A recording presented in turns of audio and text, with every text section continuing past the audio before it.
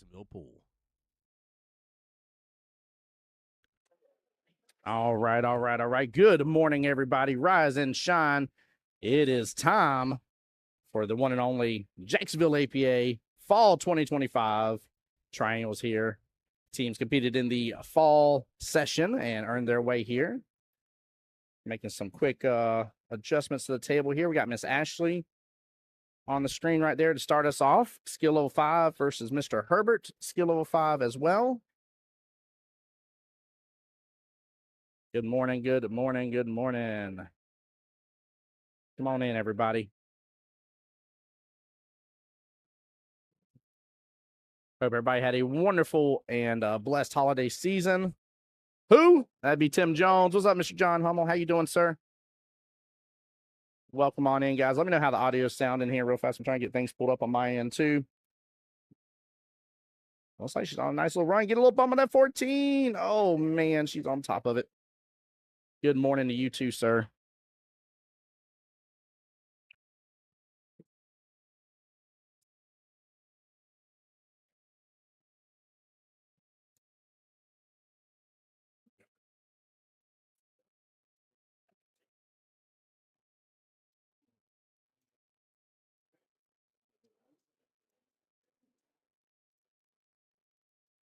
I have to adjust that a little bit. Audio sounds good. A little loud. Okay. A little loud I will take. I can always back that down a little easier. Live on Jacksonville APA's Facebook, YouTube, and my YouTube as well, the Voice of Jacksonville Pool. I'm going to have to adjust that camera's position. I'll get it adjusted here in just a moment for you guys. We'll shake, rattle, and roll from the table. Go up just a little bit more on this table, too.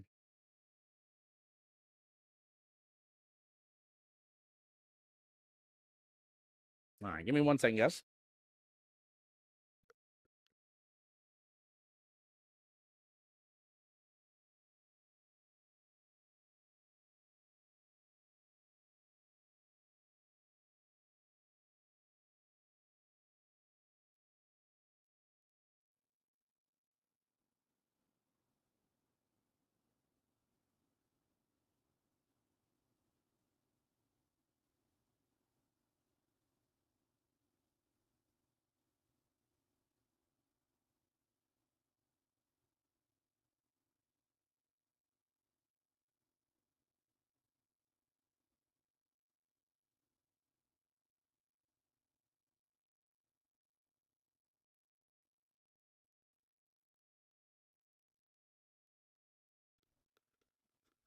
All right, that adjustment should help out a little bit.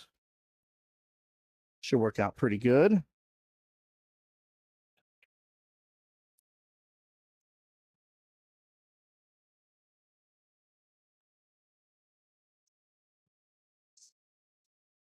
All right, give me one more moment here, guys. Miss Wendy, what's going on? This is all. Oh, hey, Austin. Good morning, sir. It says on the way. Turn that down just a little bit. On the way to Orlando. Nice, brother. Nice. Yeah, me hitting a little lag here on the situation here. 1 moment. Give me just a second, guys. Getting this adjusted here.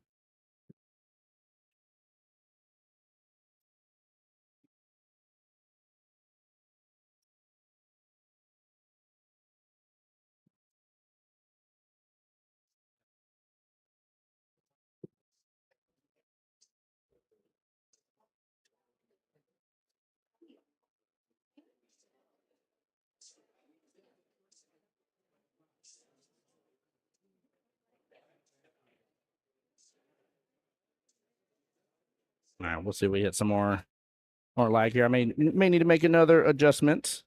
This is technically the second time streaming here at Diamond Billiards. So still getting used a little bit to the space here. Herbert with a ball in hand, his 6 ball tied up down there at the bottom right with the 13 down there. It's going to be his biggest problem. Oh, he's going to be set up right up on top of that 8. Right up on top of that 8. Some auctions might end up on team. Nice, brother. Go enjoy, Austin. Go enjoy, man. Y'all drive safe. Chili over there on my YouTube side. Good morning to you, Chili. Welcome in. Yeah, I think with that ball in hand, I may have tried to like push away, use the 6 ball to see if I can snug her 13 away from that pocket, kind of take over more of it. I think would have been the call there. Right now, she has the best chance of this right now. She is little long stroke there. These are only 7-foot diamonds. If you got to, you shouldn't have to too much, but if you got to use that bridge. She was losing a little control there.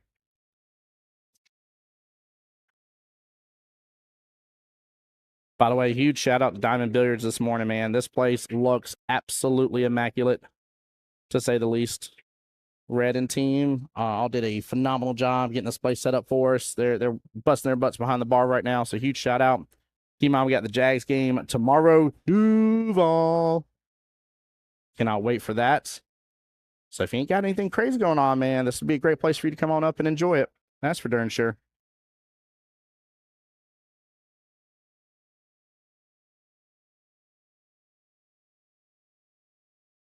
Oh no. Hit the 8 ball first. Ends up causing him scratch. I like taking this 10 top left-hand corner pocket, draw it back just a tiny bit here, take the 8 and top right.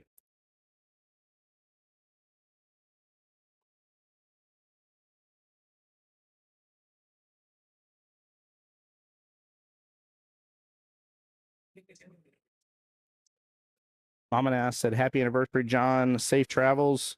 Definitely safe travels, man. Y'all be blessed. Whose anniversary is it, Austin?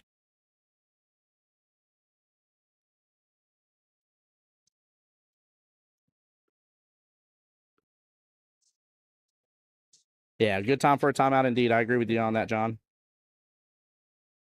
She's, it's funny because she's disappointed she didn't pull it back enough. But honestly, like this is a little bit of a cut. But as long as she doesn't let this angle open up too much, I mean, she'll be just fine. She'll run into the 2 or just somewhere down this bottom half of the table. That's what it is. That's what it is. There you go. Okay. All right. Now I understand what Austin's talking about. And he did put J-O in, not J-O-A. Okay. All right. I see what's going on. Well, happy anniversary. That's right, brother. Congrats to you and Miss Ashley. Wish you on many, many more years, brother. Be blessed. Be blessed.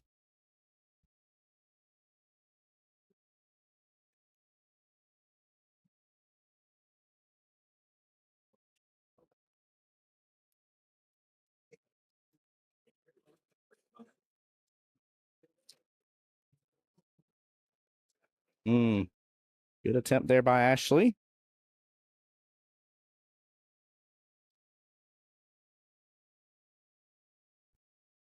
There you go. Mr. Herbert setting up for success.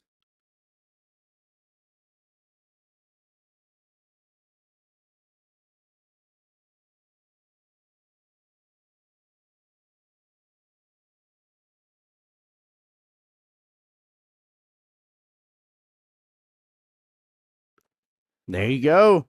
Herbert with the chance to get the win here. Ashley had the chance right there. Also, guys, if all goes well, we'll get to have Red on the live stream here later today. I know he's busy taking care of the pool hall and everything, but he talked to me earlier and he's like, I'd love to hop in. I was like, brother, you are always welcome.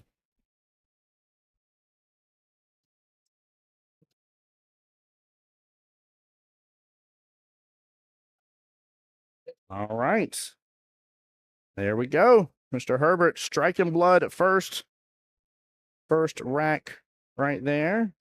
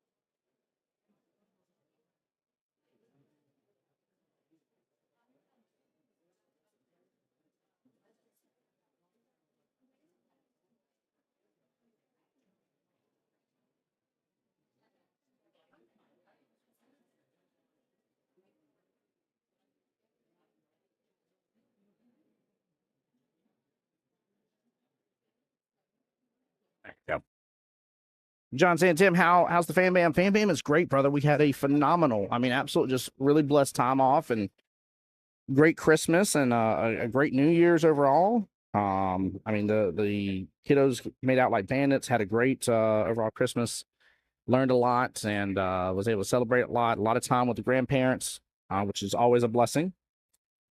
So very, very good. Got to do something cool for the first time ever. Actually brought in the New Year's at church. I say first time ever. That ain't first time, but New Year's at church during a worship night.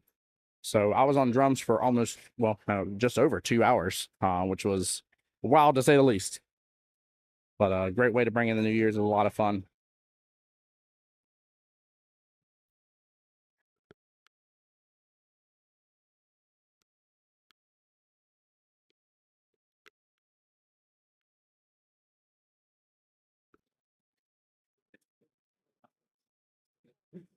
Red over there admiring the new SVB Q and white there.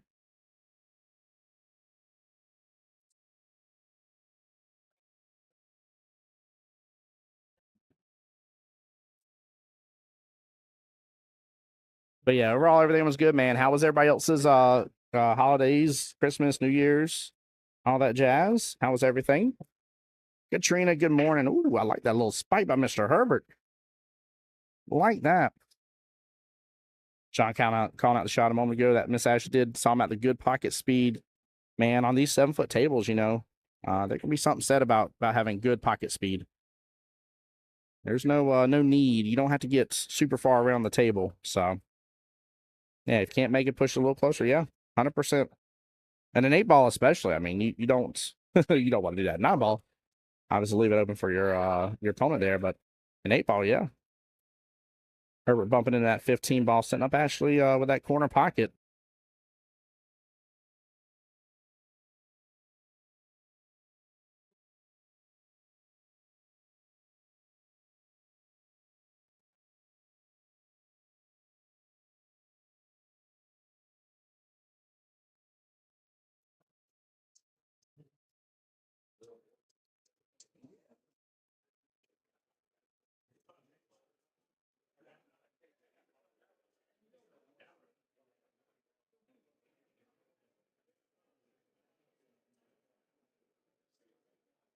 Katrina says it's supposed to be here for tries right now, but if she takes any more time off of work, she'll be in trouble. Well, I hope you're having a wonderful day at work. So, John said you just put a hotel on boardwalk, right? Oh man, I like that analogy. I like that. 100%, man. 100%. To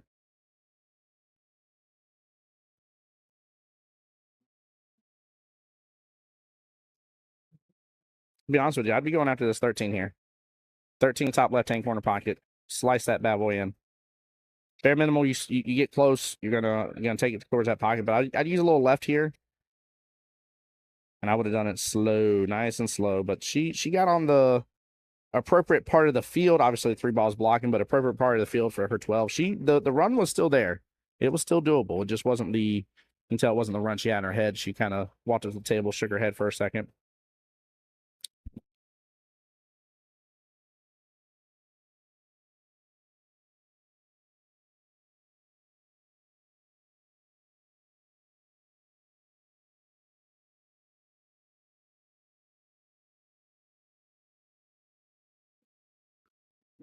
All right, Herbert with a fairly open table overall. I mean, got a little work with this 3-1 situation here towards the bottom half table. Not too big of a deal, but just need to be cognizant of where they are. There we go.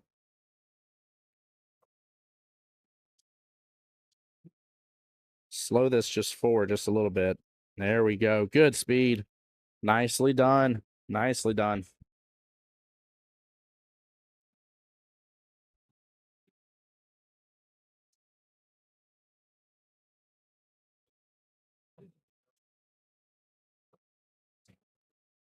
Ooh, don't hit it too hard.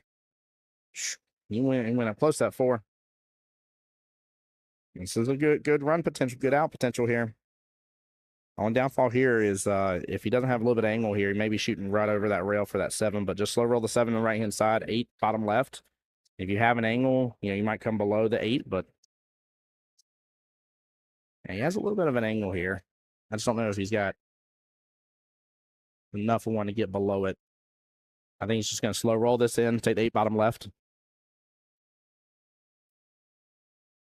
Oh, give Herbert just a moment here.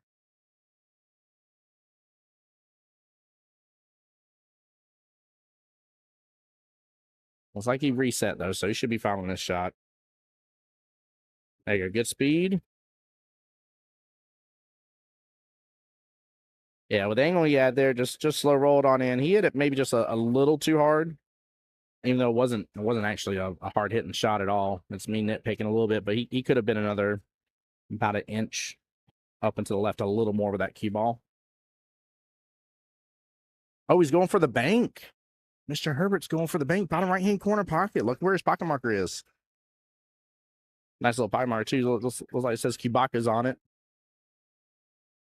Oh, boy. Oh, no. Oh, my Lanta. Chat, that was almost a loss of game here. Almost made that 8 bottom left-hand corner pocket. Ashley just needs to roll this 12 on in, top right, 13 top left, 8 bottom left. Nothing crazy here. A little follow, get off the rail. A little follow there.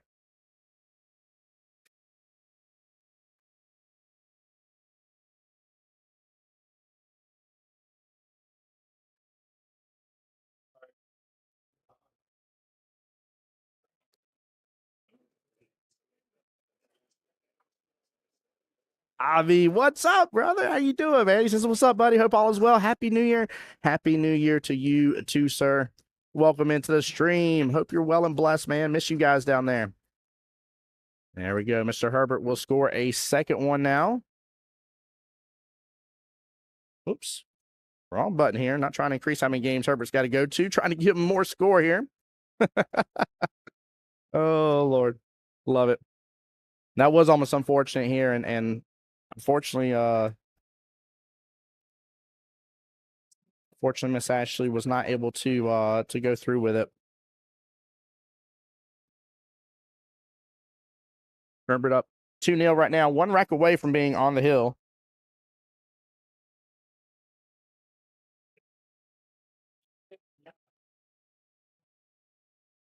Boats and holes. Oh, I love it, brother. I love it.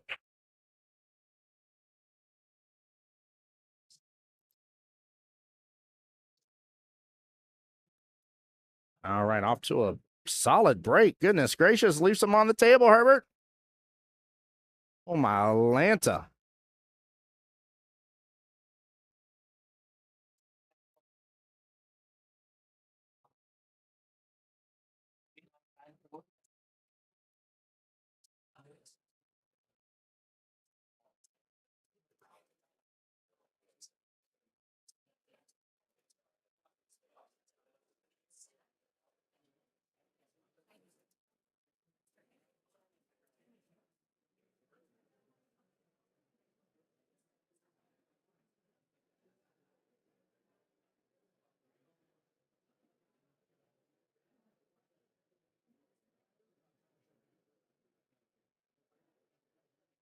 Yeah, Javi, how's everything going, man? How's the fam bam? How's everything been for the holidays for you guys as well?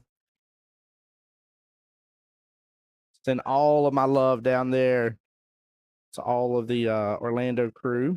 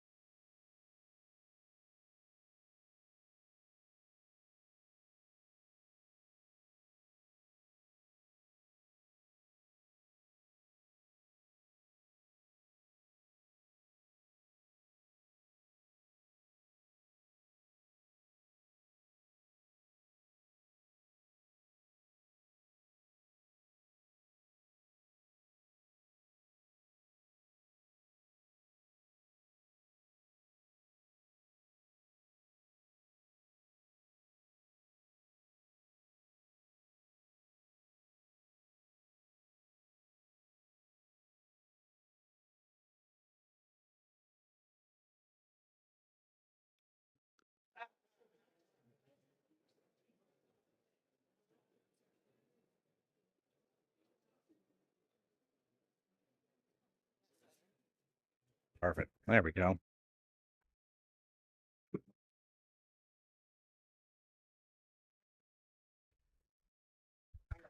All right.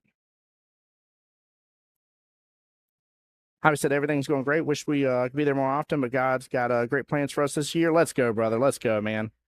That he does, sir. Y'all be blessed in that, man. Absolutely does. I love that thought process.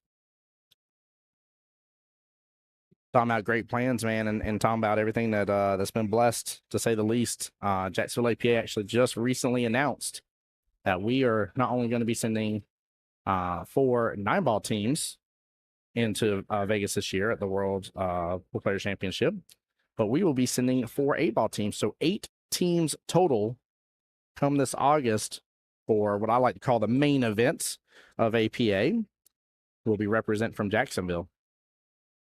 And for those doing math at home, if all teams are max 8 teams, that could be 64 individuals from Jacksonville up there representing, getting to have a good old time. And this is the second chance that teams will have had in this session. We're in the third now. We're in the final session of the year, the spring session.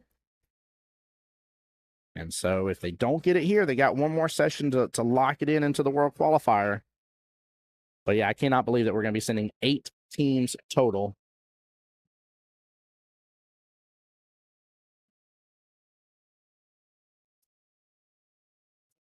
There you go, Javi. Javi says, I'll be in Vegas in April for singles 8-ball. Can't wait.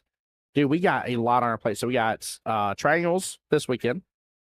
2 weekends from now, we got 9-ball triangles. The end of the month is MVP. And then I believe it is the 7th. Don't quote me on the dates, guys, but I believe it's the 7th, Saturday in February. We have the ladies division and the Masters Padawan and Jedi division championships. So we got like a whole full month of just tournament after tournament of lots of gameplay. And I'm blessed to be streaming it all for you guys.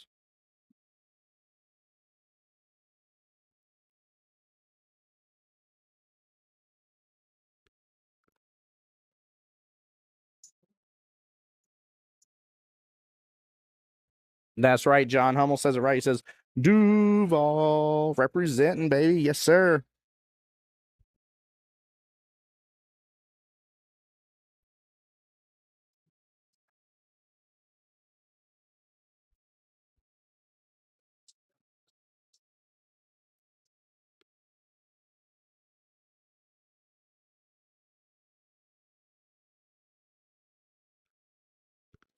That's right. Then Jack and Jill, 9-ball doubles and regionals.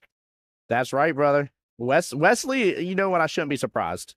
Should not be surprised. Wesley's locked in for sure.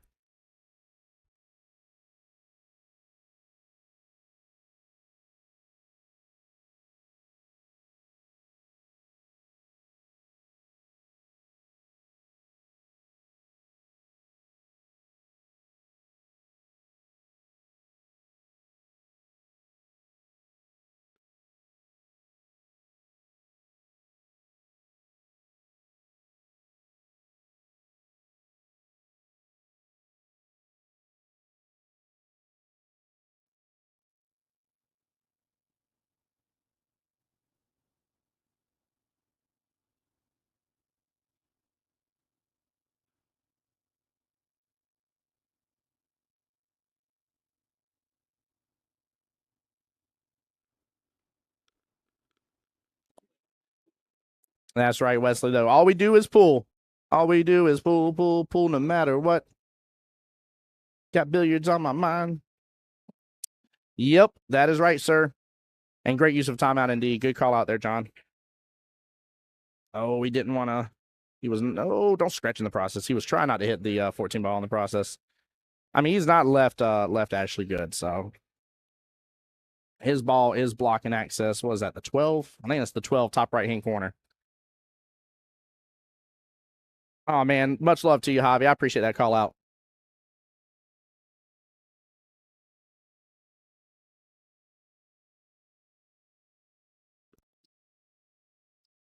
I appreciate it, man. Javi saying everyone, big shout out to Tim. Great person, great commentator all around. Give it up for him taking time to do this. Keep up the good work. I appreciate it, man. I appreciate it a lot, brother. Blessed to get to be a part of Jacksonville APA, to say the least, man.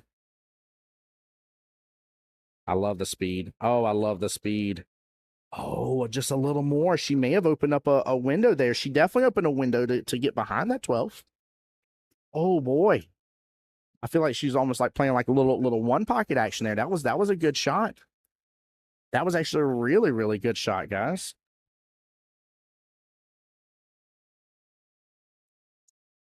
Let me adjust this here so it's not taking up all the screen, but look at this again as he's taking a shot here, man. Freaking beautiful, beautiful, beautiful shot. Wow. Well played, Miss Ashley. Well played. Oh, he's gonna want that above it. He's gonna want that above it. I mean, it opened up the bank opportunity for her too, but that was good. Very nicely done. A little bad timing on my instant replay. Sorry, guys.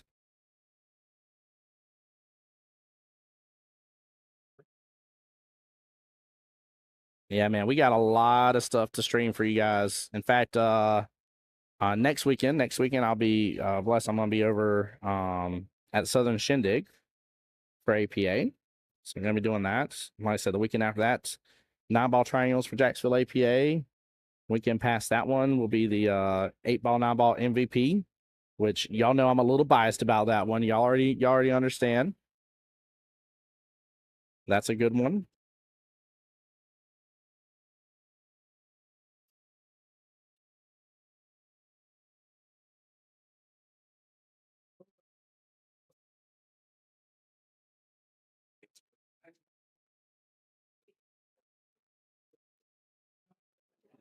Good speed by Herbert on that one.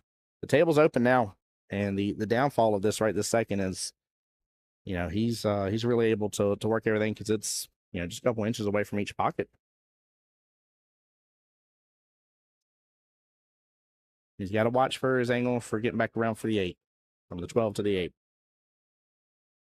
Past that, the you know, it's a high possibility right now that he'll get the first point for his team. As we know, every point matters here.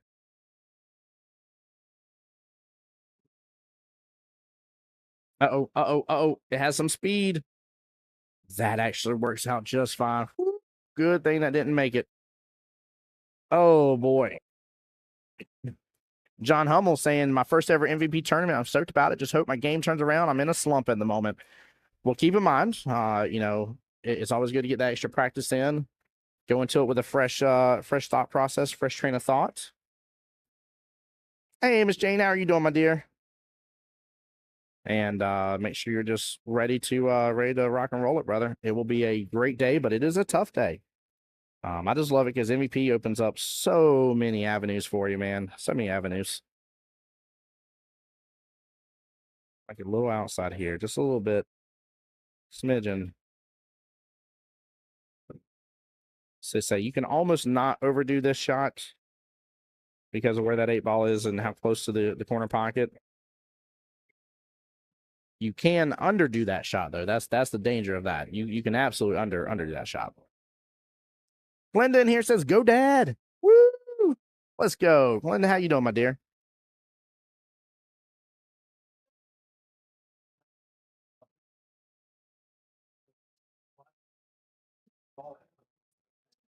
All right, Team Kubaka's not only strikes blood first for the first rack, but strikes the overall team score as well. Way to go!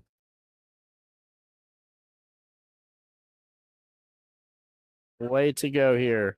And guys, y'all know I love to keep a running total there.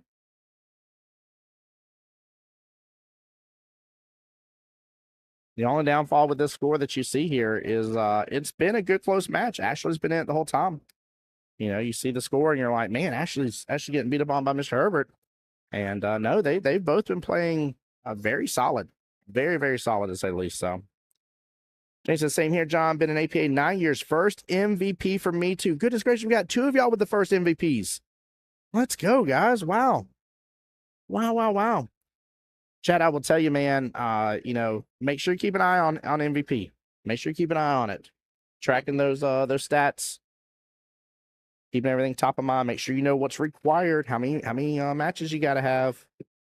Don't miss out on MVP because of that. Top 3 in your division. Top 3 here, guys. All right, Mr. Herbert with a decent spread here again. He's been getting a hold of these breaks pretty good. It's like just one solid on the break here, if I'm seeing correctly.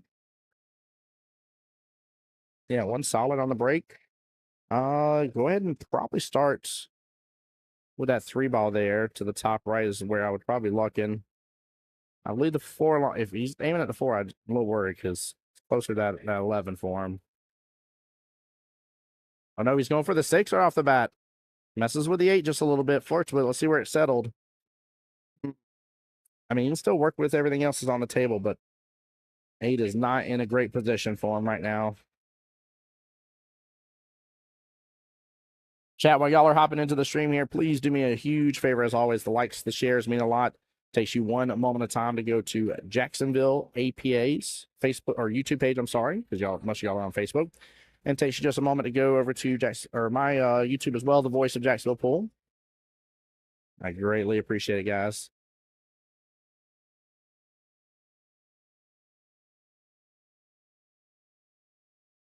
That's right. That's right. James said YouTube John was going in with a great mindset and kill it. 100%, man. It's a great day. It's a tough day. Definitely a huge mental capacity to be able to rock and roll with it as well. So it's a lot though. It is definitely a lot. But I mean, I'm telling you, man, there's been lots of greatness to rise up from that MVP tournament that we've seen. Lots of greatness, man. We've had a lot of good representation in the singles program. Keep in mind, if you win MVP, it's the same as you winning a singles board. So semifinals and on is treated as a singles board. As long as you make it to the semifinals, Jacksonville Invitational invite. Lots to be had there. Lots to be had. Really, really great program. Nice little job scooting right off that 7. See, this is what I'm talking about. Ashley's in a good stroke overall. Some minor misses, nothing crazy. She's shooting good. She is shooting good. Ends up making the 2 there for Herbert, but that's okay. James has winner singles board start. We can start them up right now. It's a matter of people wanting to run them, us checking with host locations to make sure. So feel free to message us at the office if it's something you're wanting to run. We'll see about getting the website back up and running, and we'll get some dates from our host locations. But we can go ahead and start singles boards up for the fall timeframe. Keep in mind that is for the fall timeframe. All the singles boards for the singles regionals in spring has already been fulfilled. That date has already gone and closed. So you are technically going to be competing for singles boards for the 2027 year is what you're going after. So when you do your singles board, you're trying to get into the fall regional, the next fall regional, and the next spring regionals, and that is for the 2027 year. Hopefully that doesn't confuse you how I said that, but yes, we're already talking about 2027. We're, 10 days in? 10 days into 2026, and I've done talked about 2027, and Kelly's done typed out 2027 when we were talking about Ladies and Masters next session starting, which, by the way, that post is out there too. We talked about that on the live stream when we did the wild card draws.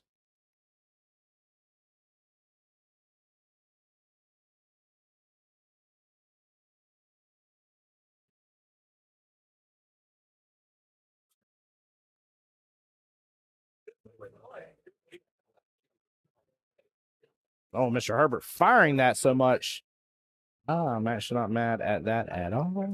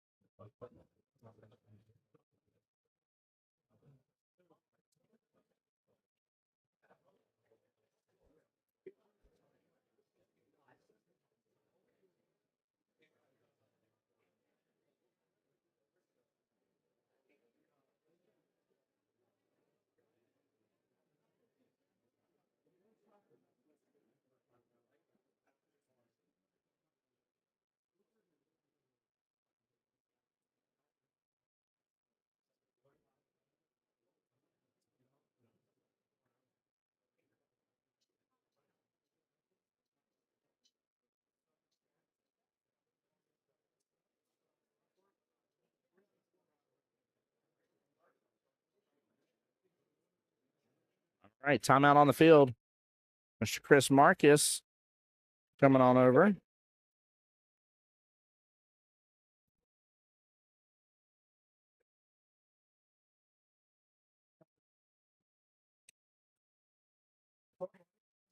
The timeout was possible. Keep in mind, Mr. Herbert is on the 8-ball. You've also tied up to that 14. The nice thing is if you look real quick here, the 8's just a little bit below that 14. That bottom right-hand corner pocket bank is possible. Now, of course, I'd be a little worried about any scratch potential, but I think with it being below, I think you should be fine, honestly. I'm sure Chris probably took a close look at it and gave his dad a good recommendation on it because where the 14 is, but timeout over.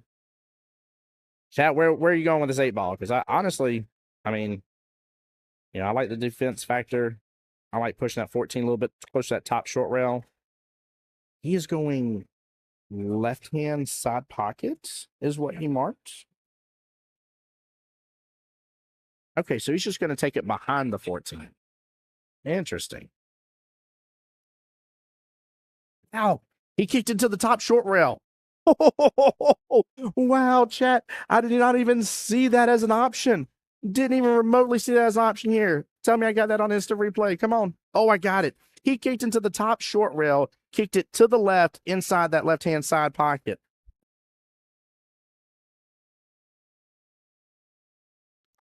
Goodness gracious, great balls of fire. That was awesome. Wow. I don't know if I would have ever truly went for that shot here in triangles, but I mean, he's up 3-0, so it's almost like one of those shots like, I don't think he had a lot to lose. All right, Ashley on her approach. 14 ball is going to be the problem. She needs to get back up to the top half of the field. Everything else is bottom half. That 14 ball is her kryptonite here, if you will.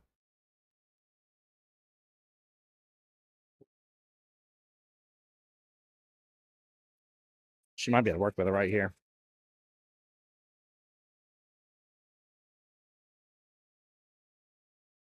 She needed to give a little more. She would have rolled up upfield a little more.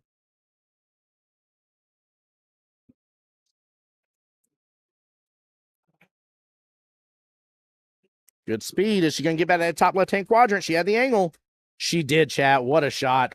What a shot, Ashley. Nicely done. Wow. Well played. Very, very well played. Great opportunity here. 8-ball center of the table. Make this shot. Focus on just making this. You're going to have shape on that 8 in some form or fashion. So make that shot. Look at that. Just right below it. Now she's going to go top left with it. A little closer to it, but still top left. This is huge right here, chat. Huge. This will shut down the 3-0 potential victory. And may put a little more wind in our sails to be able to rock and roll with this.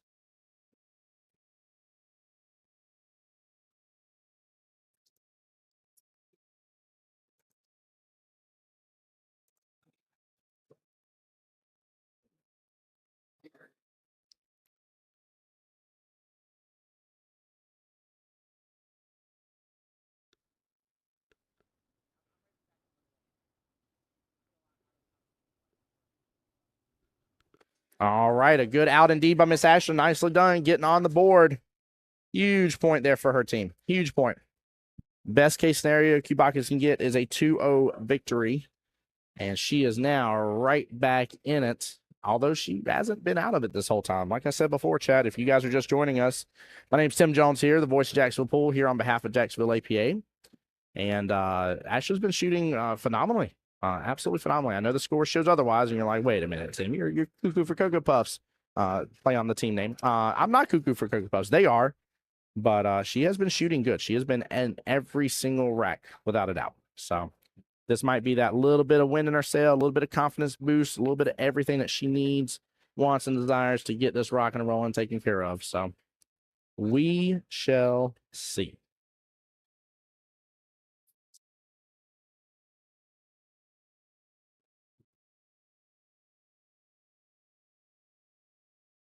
All right, going a little bit over from that right-hand side, hits the top ball very firm.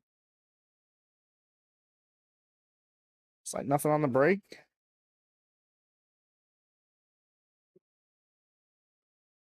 That's on a break. Cue ball sitting here towards the bottom quarter of the table. Cluster there. That's 3 stripes there towards the kind of top right hand part of the quadrant.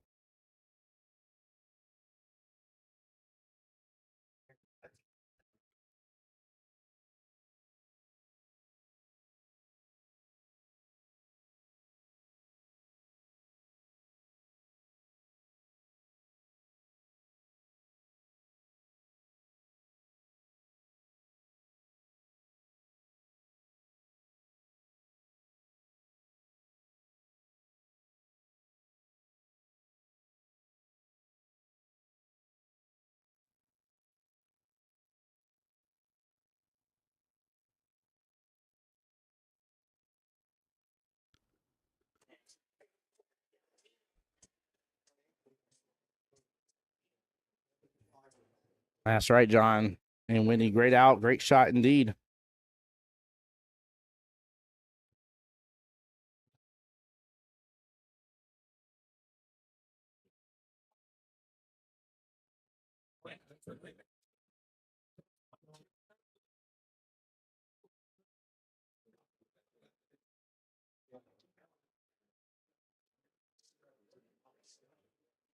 Yeah, I just don't think I like stripes as much on this. I really don't blame Herbert for going for solids on this. You got a little bit. It isn't too big of a tie up, but again, a little bit of a tie up with what is that, 15 and 9, if I'm seeing correctly here on the towards the top right hand quadrant, right of the cue ball right now. Now it's set up for a combo now, but you had the 3 stripes there that were kind of all next to each other.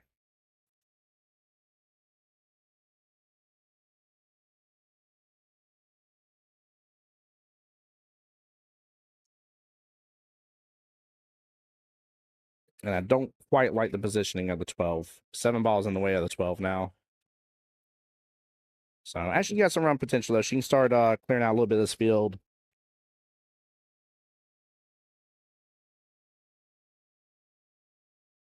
I don't know if she wants to clear out too much though. Oh, don't scratch in the process. Woo! Playing with fire. Playing with fire.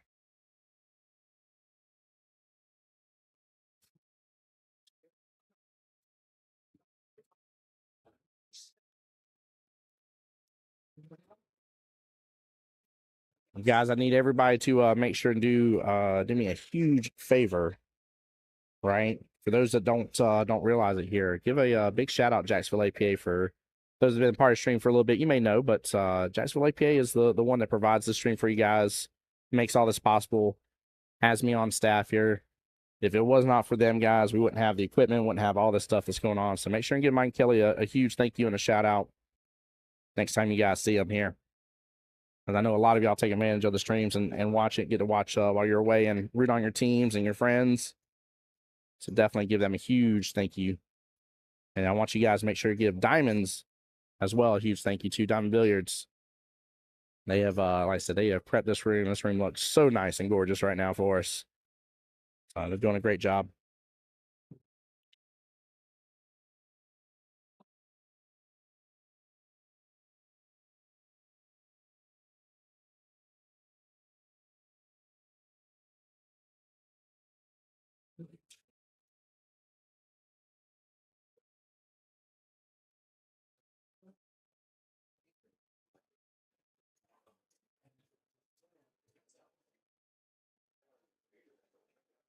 Herbert just smooth stroking each ball on in.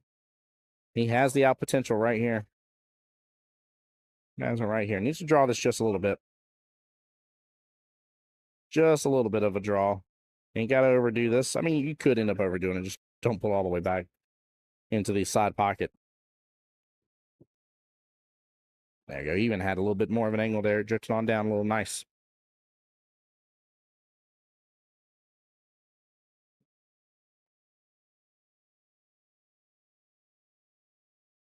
Herbert may have first dibs here on this 8 ball to potentially close it out.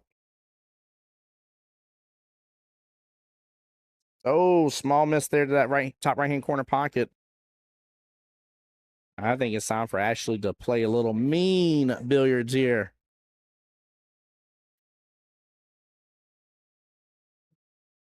She's got plenty right there to work with, but especially that 13 ball. Bottom right-hand corner pocket.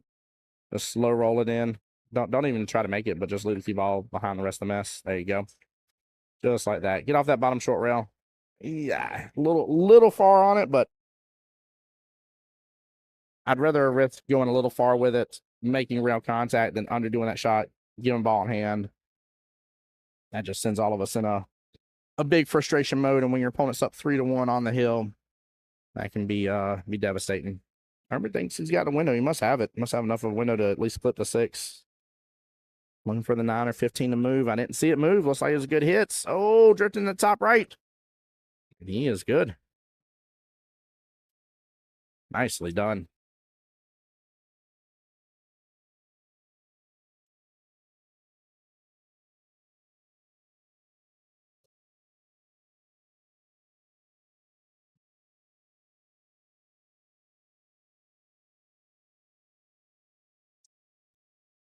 There we go. Ashley playing smart with the defenses. I love seeing it. Love seeing it. I can tell you this right now, guys. You may be able to come a skill level 5 without playing too many defensive shots, but in order to continue staying strong and competing in the skill level 5 brackets, you have got to start landing those defensive shots. Keep it top of mind. Play the smart game. Steamroller, what's up, my friend? He says, good morning, Tim. How are you doing today? Doing well, brother. Blessed, man. Blessed. Happy to be here. Always a good time getting to do the live streams here and being a part of Jacksonville APA and being a part of all this, man. It's always such a blessing, dude. Always such a blessing. So how are you doing? Hope you're well and blessed too.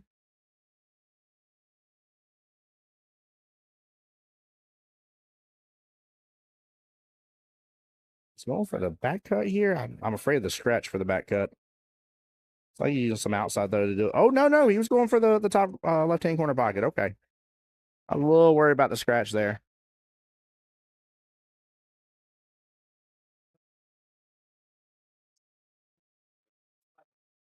Honestly, again, I think I'm rolling in with my my 12 ball here and using my 9 at 15 to block while getting that 12 to that corner pocket. Uh-oh, she clipped a little bit of that left-hand side.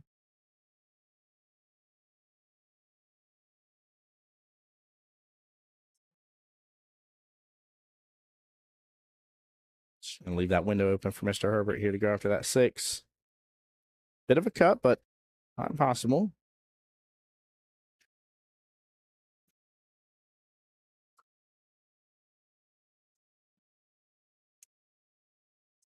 Oh, we might get a little good leave here. It's like he did. Got a little love there from the pocket point there on the right-hand side pocket. Chat, we were talking earlier here. I know we got Jane in chat and John Hummel talking about this upcoming MVP tournament at the end of the month here. Will be their first time ever for Jacksonville APA MVP. Who else?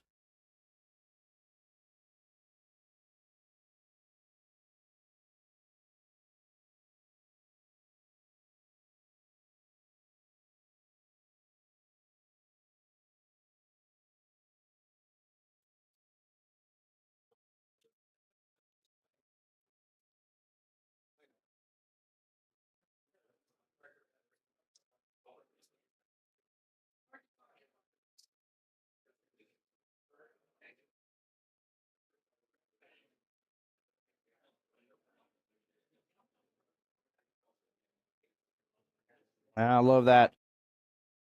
Mr. Big C there over on the YouTube side said, great to see other skill level 5s in the Florida area that haven't played. On skill level 5 in Brevard County, safeties are my bread and butter. Great to see others do the same. Absolutely. Absolutely it is.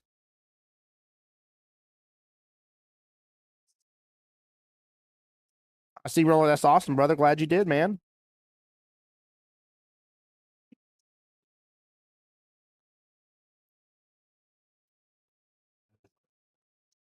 There we go. More safeties. Oh, man, this is going to be a good defensive battle. The only thing I would say for some of these safeties, you just got to watch for the opportunity to start setting yourself up better is all. And that gives you a better quality of a safety. But she's doing it right, man. She has got to stay on top of doing the safeties. Gotta. This is a must-have here. Size angle's a little too open. Well, like 13 ball first, and it was the 13 ball first. Great job. Great sportsmanship by Mr. Herbert. Expect nothing less. Great call. Look at that. Good sportsmanship. Let's go on that one.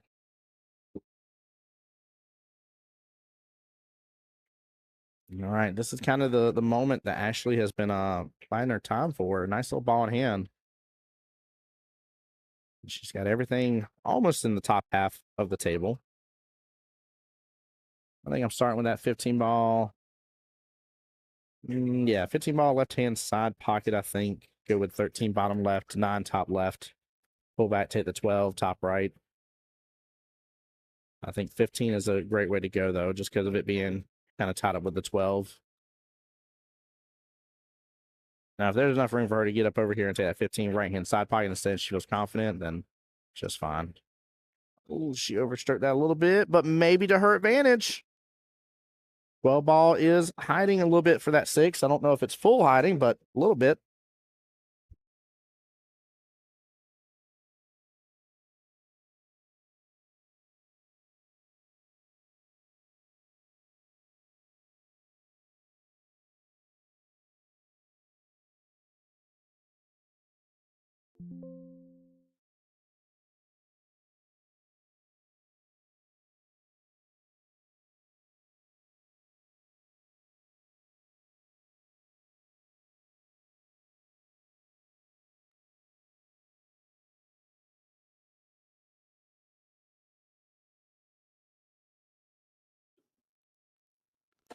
So I was told we're gonna be doing a little some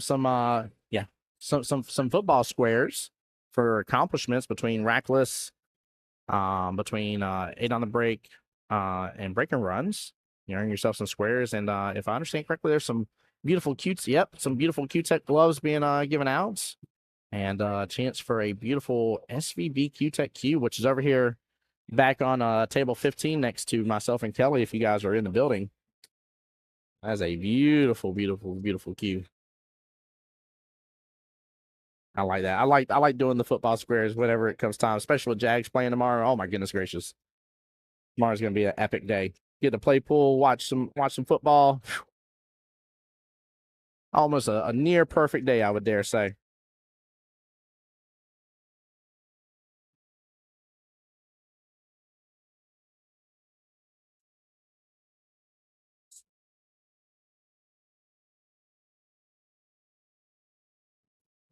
What a shot by Mr. Herbert.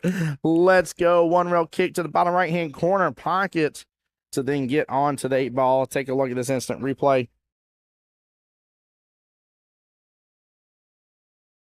Oh, my Atlanta. Hit it good. I love the speed.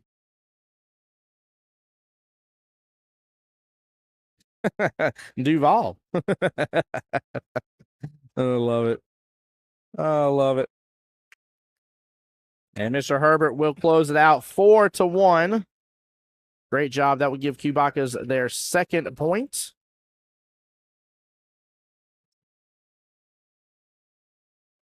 That is right. That is right, Big C. The patches in the in triangles here are HLT high level tournament patches, my friend. You're absolutely right. Absolutely right. All right. We're gonna get things reset here and wait to see who's being put up next.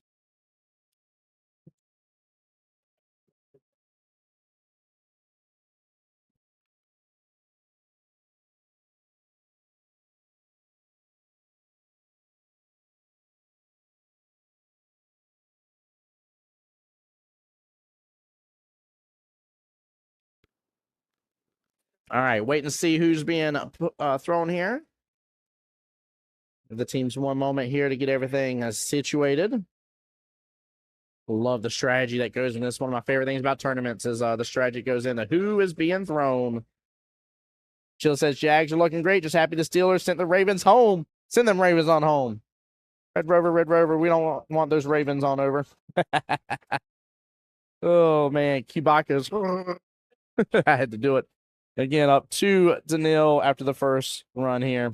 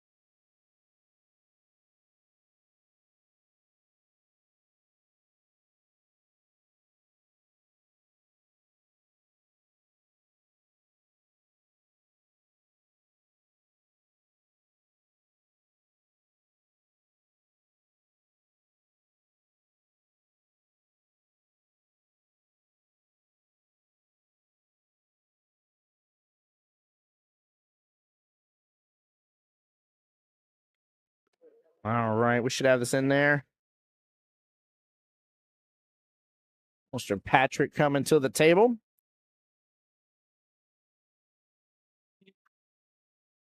Representing for the Cuckoo for Cocoa Puffs, and Miss Glinda there. The Slugger coming on in. Both skill level 4s here. Double check to make sure I got that right, but I'm fairly certain that was the case.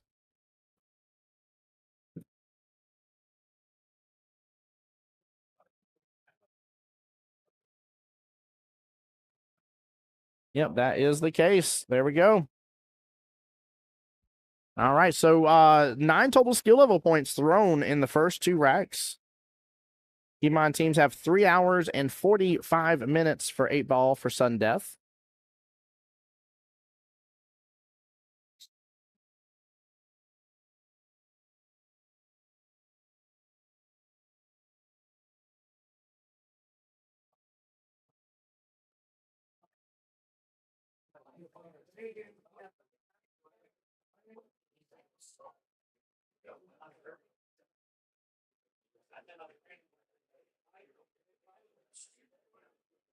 Eight ball getting a lot of traction there. Going to be down towards the bottom right-hand quadrant.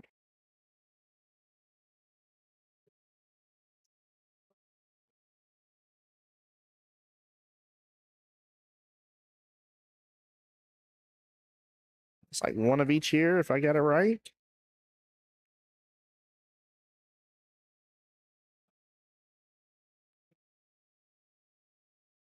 No, it was one solid. I'm sorry. One solid.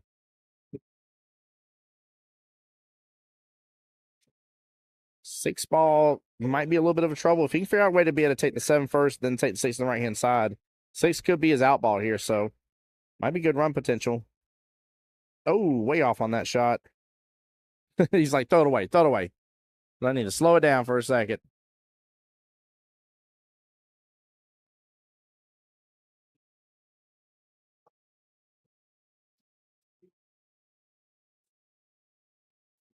Some work to do on stripes. They've got a little bit of the tie up there with the 15-13, but 13 has room. 15 does not, so you got to be able to take that one first. And you got a little bit of a mess here with 3 stripes on the right-hand side. There's some breathing room between them, but just not a lot to open up a lot of opportunity.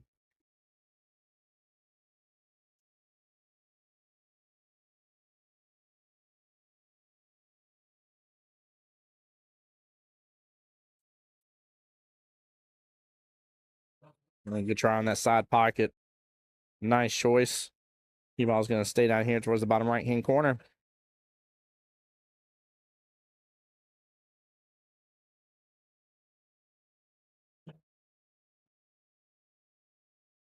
Unless she leaves an opening for him to be able to take that 7, I'm just not fully seeing him getting all the way back up table there. Good smooth stroke in that left-hand side pocket. A pat there. Nicely done.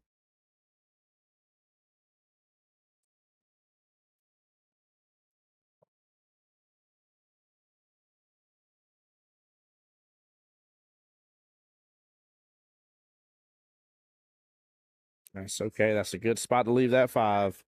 Set up good for success later, and that may open up his window to be able to run around there.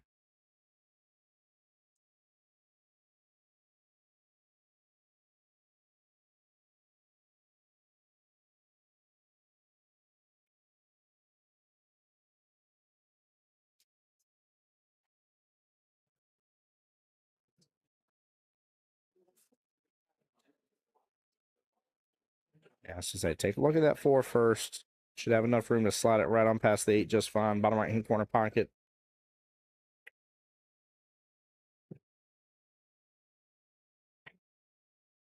He's got a little bit of a window here. He has got a little bit of window to use that 5. He needs to see if he can get over there, though.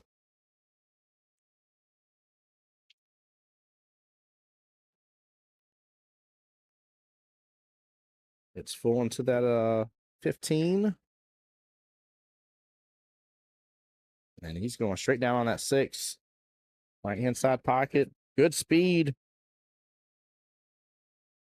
Hit that with some confidence. Overhit, actually. I say good speed here. He actually overhit it just a little bit, but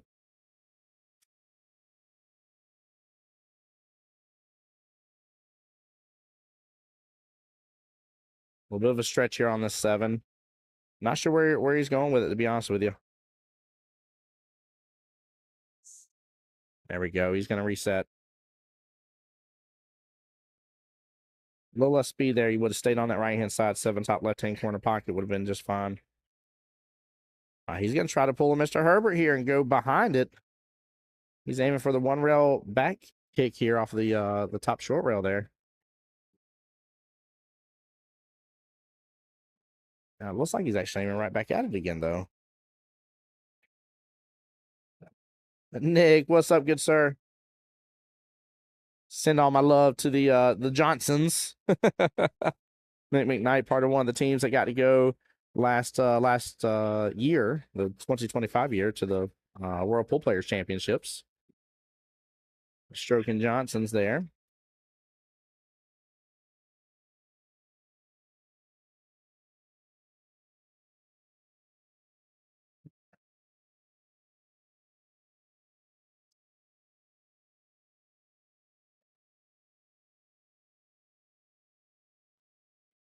About to say, I kind of like where that 15's rolling. Oh, went for the bank. Nicely done. Splendid with a great shot.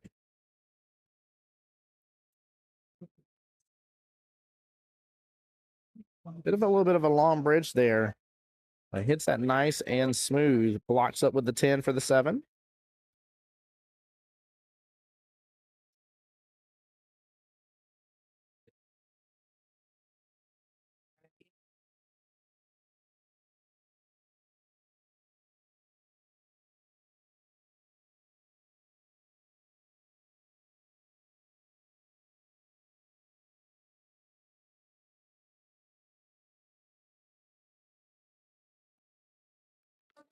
Nick, absolutely miss you guys too, man. Hope y'all are well and blessed, brother. Hope everything went well. How was y'all's holiday season? Christmas, New Year's, everything. How was it all? With a good opportunity now. I say good. This is a tough opportunity. I ain't even gonna pretend. It's a pretty strong cut here. Wow, he hits it. Table does the rest of the work. Hits it so good, chat. So good.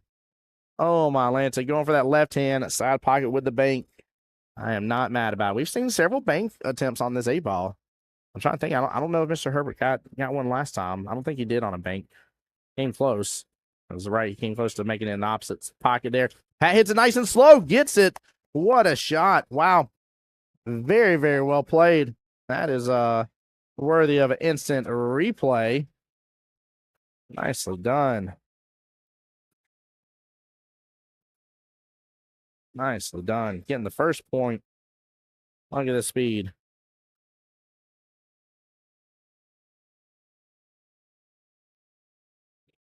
EJ, are you talking about singles boards or are you talking about the squares?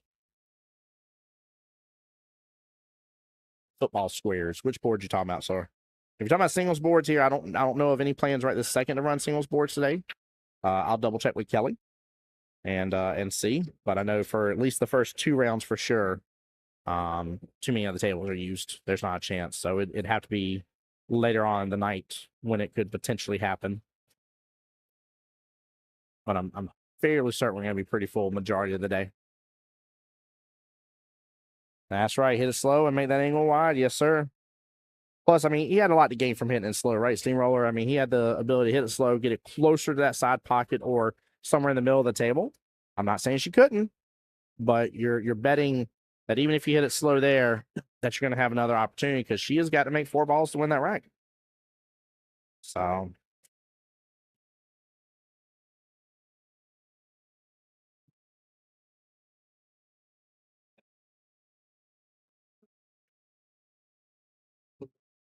there we go. Coming back with a little vengeance now. Look at this. Nice little run. Tough situation where her 5 is. And the 6 ball would dare say. 6, actually 5, 6, and potentially 4, but you know, I would probably go after that 4 right now. At least get it closer. There you go. Nicely done. Nicely done. Smart move. Get it out. Get a little closer to where you want it to be. Leave that cue ball in a tough position. Overall, well played. Nice shot by Miss Glenda there.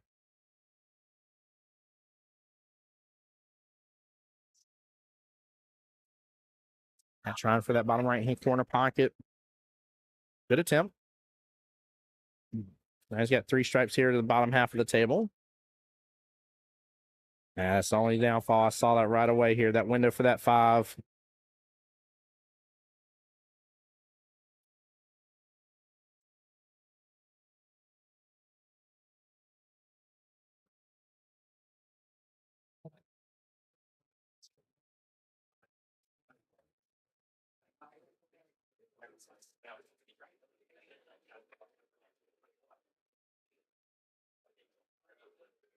Smooth speed. Table does the rest of the work. Nicely done. Let them pockets do their jobs, chat. They'll do it for you. This cloth is well maintained here. And worst case scenario, again, we're playing 8 ball. You're going to hang it in the pocket, right? That's your worst case scenario. You're going to start taking over properties like John Hummel was quoting earlier, taking over properties like Monopoly. Nothing wrong with that. Sets you up for huge success later on in the match. Nice little run here.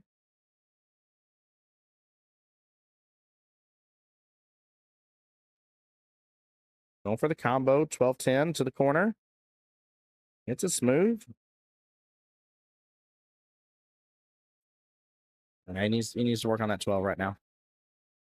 He needs to work on that 12.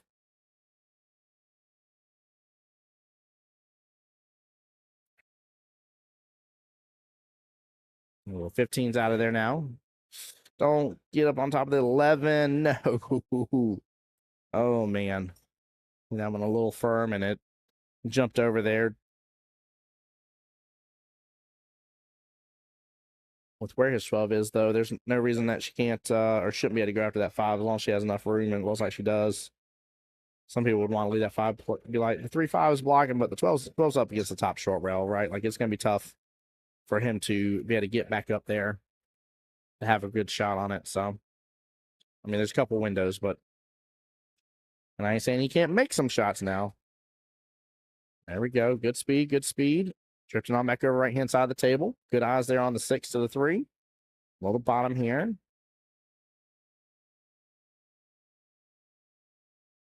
3 to the 4. Off the top short rail, back down a little bit. Drift just a tiny bit. Ooh, makes pretty firm contact into the 8. Just gotta be careful on this. Gotta be careful on this. The scratches potential, messing with the 8's potential. All right, she dodges both.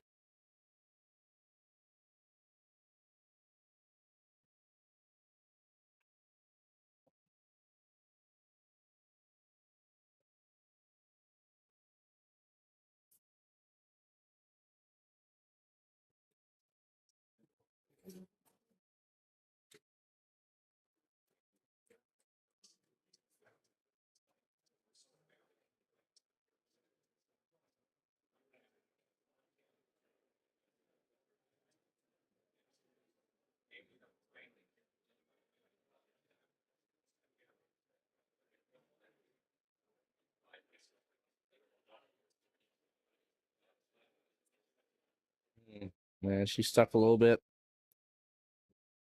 Just trying to think here, see what else she can do. But I mean, I kind of like if there's enough space for her to go in between the 15 11, come up top short rail, back down. It's not a huge angle. Sitting there signaling for the timeout. Keep in mind as well for timeouts, guys. Very, very important aspect here. She can signal for one and ask, and her teammates can decline. No timeout will be taken. Whereas if her teammates, ask her, do you want a timeout? You want to talk about it? Do you need some help? Anything like that, for example, then timeout has to be charged. You need to take it. Now they've already recommended it.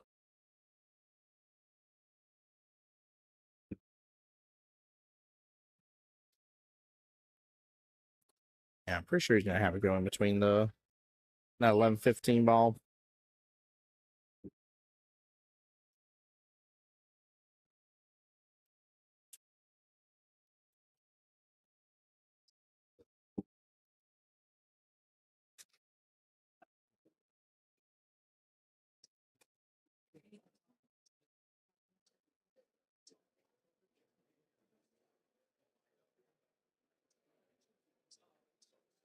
Is there enough room for her to one round kick it on over? She's got a little bit of a window there. I'm just worried about her making contact at 15. I just don't feel like enough of the windows there. Oh, yeah. Yep. Her angle was off on that right off the bat, but ball on hand to Mr. Pat. I like a little angle here, putting that cue ball a little bit above where that 4 is, taking that 12 first. Come on down for the 15, then for the 11. You want to be back below that middle line for the 15. So we drift back up for the 11. Onto the 11 first might be a mistake here. She has got to get all the way back up there towards that top left-hand quadrant. He's got to really come around here. Put a little pace on it. Uh-oh. Yep.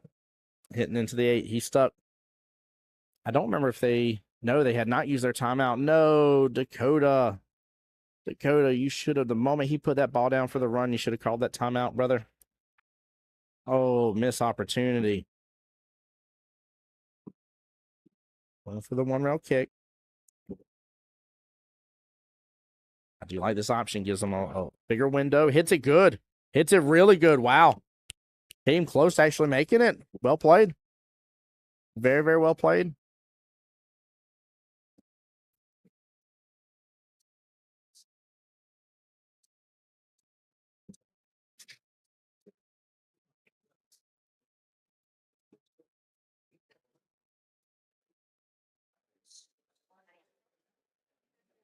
All right, 8 ball's above a little bit on that side pocket.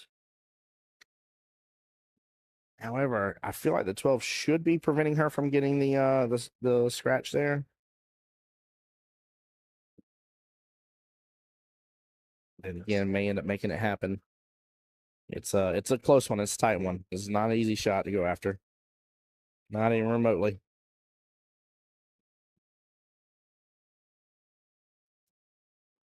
Good attempt.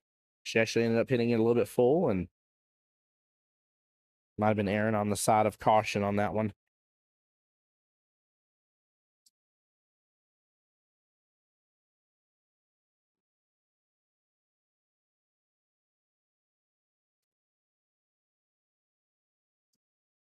Pass stretch here for the 12, top right-hand corner pocket.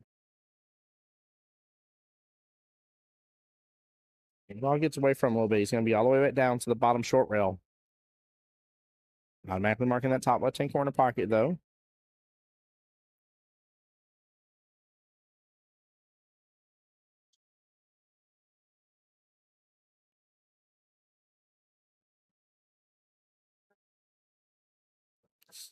Oh, so close. Linda will have the chance to get onto the board. I mean, there can be, if she does, neither team can get a 3-0 victory. Which that's already out of the window for Kubakas here, but that was a huge opportunity right there for Pat. All right, Linda on the board there, 1-1. All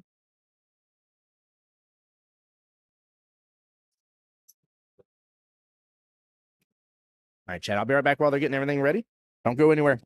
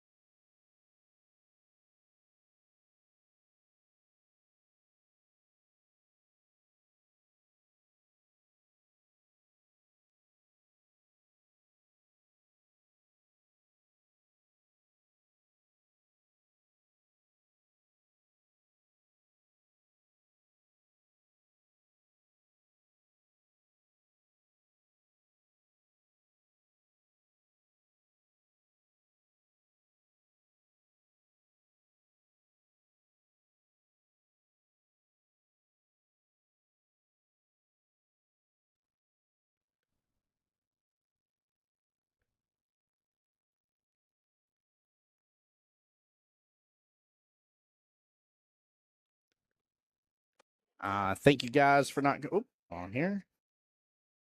Check. There we go. All right. Appreciate you guys for not leaving me. Thank y'all so much. All right, back in the action here. And looks like I come around back in time for Pat to get a ball in hand.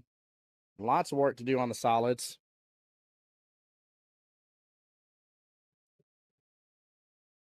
He might actually still have a window for that 4. Yeah, I was about to say, I hope he looks at it because bare minimum, I mean, if there's enough of a window, even if you can't make it, get it up there, that top left-hand corner pocket. Oh, he needs to slow down just a little bit. He is in hyper mode. Saw how fast he got down on that cue ball. Slow it down just a little bit there, sir. If not, Miss Clinton's going to get you for sure. She seems very cool, calm, collected.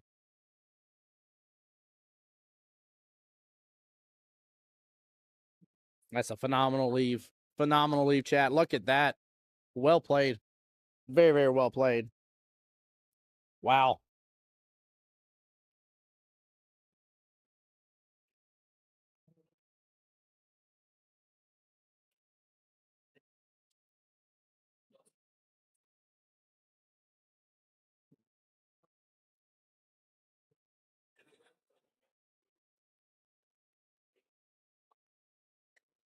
I say if he slowed that a little bit, he could have went after that 7 bottom left or bottom right hand corner pocket instead, and then used the one as his out ball. He goes and cuts it, and now he's gonna be back on that left hand side of that 1 ball. What a shot, chat!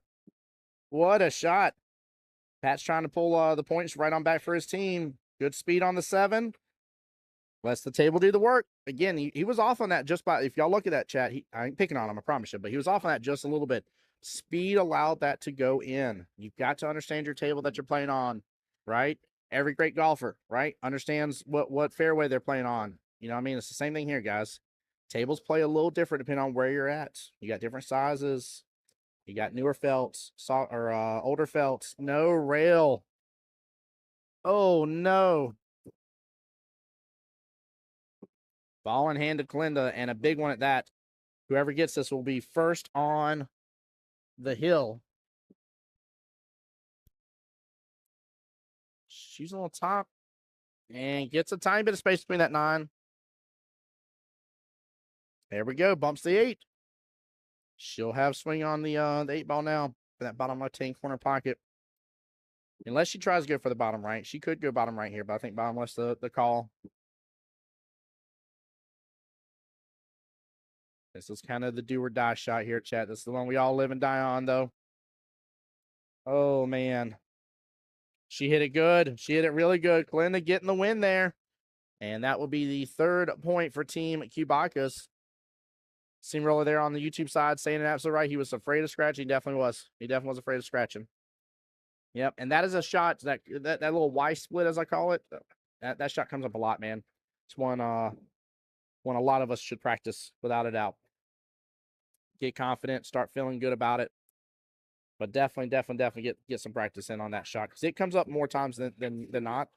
And one of my favorite things to do, by the way, if you want to keep setting a shot up over and over again, they make those little tiny, I call them the yard sale stickers, but you can use those, and they don't really do a lot to the felt, but nice little flat sticker, and you can kind of put sticker down where the balls are and set the shot up over and over and over again, and keep practicing it until you feel confident with it.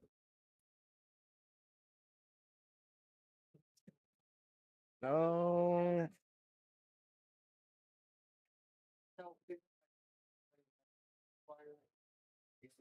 Don't run them over. Don't make them wait long. Yeah, looks like one of each here, Chad. I'm trying to count them all, but I'm pretty sure she's got a pick of the litter. And honestly, with where the cue ball's at, starting off with stripes is not a bad choice. Not a bad choice at all. You know, sometimes whenever you're in this case here, you don't want to start off, but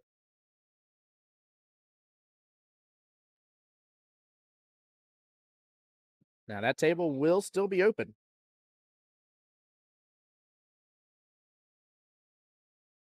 That's right. Steamroller making a great call out here.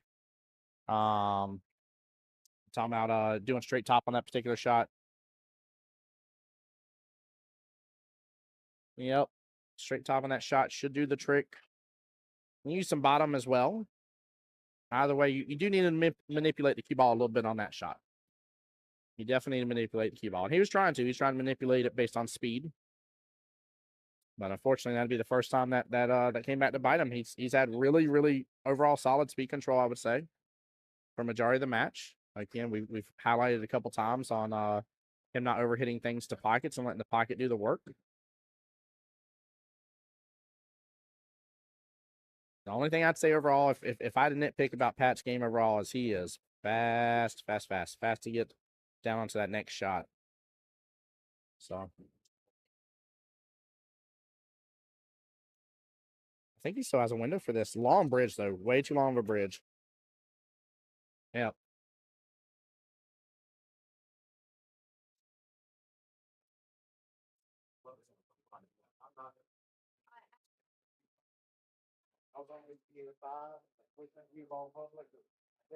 Same thing. Yeah. Also, if neither one changes anything, then it's a problem for them. Because they're using the same signal. The only difference is having a gay one, so it's not bogged down, I guess.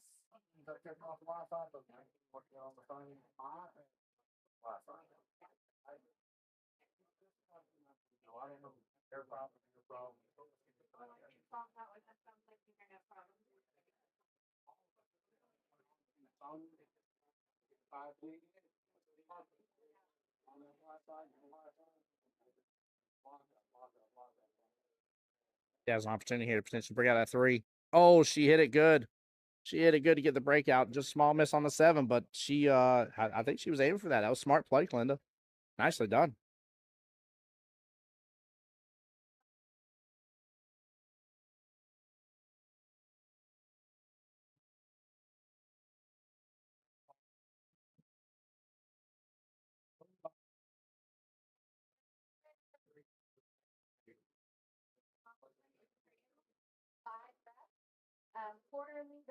Actually, kind of like starting off on that 12 ball.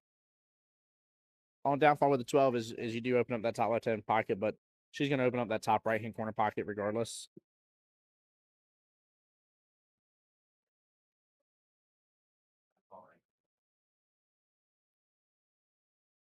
Small miss there on the side pocket. Good attempt.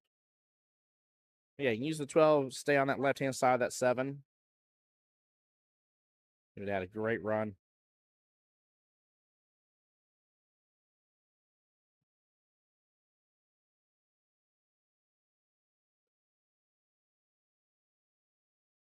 Oh, a little bit of overcut on the 7. Good attempt. Now he's got the run right back, though. That's the only downfall with that placement of, obviously, she was going for the run here. But he just needs to slow roll this up. Oh, my goodness gracious. He went with the 2 rails. Got to hold that 1 ball.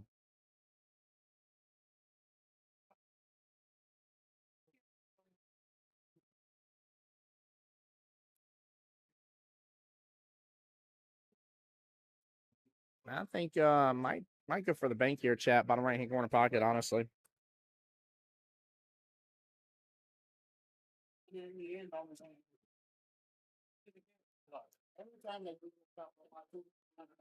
Yeah, I think I'm going bottom right. I agree with the play here.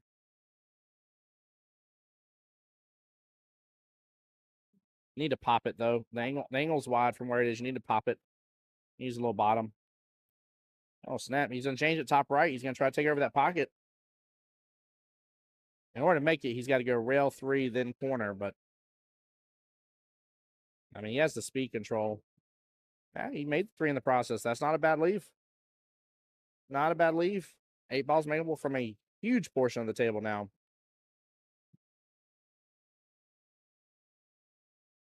Of course, Glinda may not let him back to the table is the only downfall. This is a potential risk. Potential risk. Normally, I'm not such a fan of going for banks, but I don't mind it there.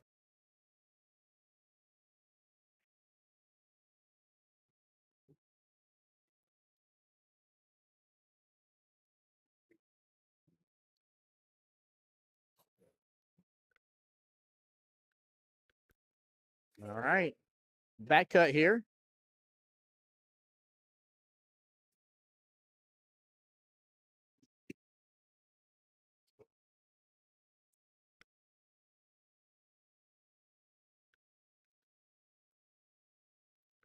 All right, for the win. Oh, no. Oh, she avoids the scratch there, but leaves it right in the pocket for Pat. As we have a huge opportunity here for this to go Hill Thriller. Had she got that, that would have been a 2-0 victory. Favorite Kubaka is leaving them up 4-0 going into matchup number 3. And Pat seals it, making this Hill. Both players have scored 1 point for their team. Reflected on the screen already there. Kubaka's Mr. Herbert getting the first victory 2-0 earlier against Miss Ashley. And so now 3-1 in favor of Kubaka's. 1 more point to be had out of the way. And the win for the matchup, keep in mind, that is the important factor. You guys are going to hear me talk about that throughout the match because that is the determining factor if this happens to go into where it is a tie. The tiebreaker is the team with the most wins. There's 5 matches. One team will have 3 wins over 2 wins. So all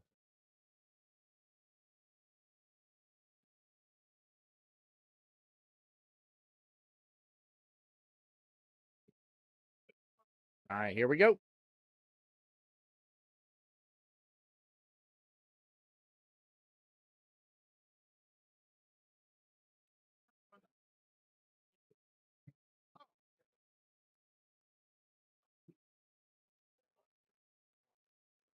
Nothing on the break on the 3 balls here towards the bottom half of the table.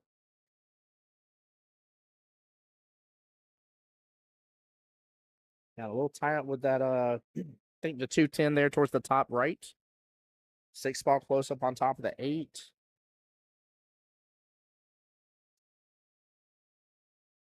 I don't know. I think I like stripes for this, to be honest with you. Because you can use the 13 potentially to break apart the 11 too.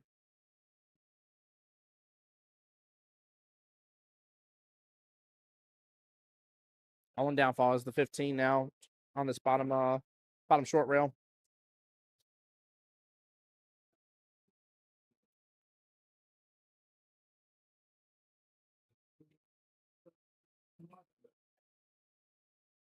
All right, she ends up making one of Pat's saws there. 1 ball bottom right hand corner pocket. He's got to be thinking potentially sooner rather than later about that 2 ball. So got to be taken into consideration.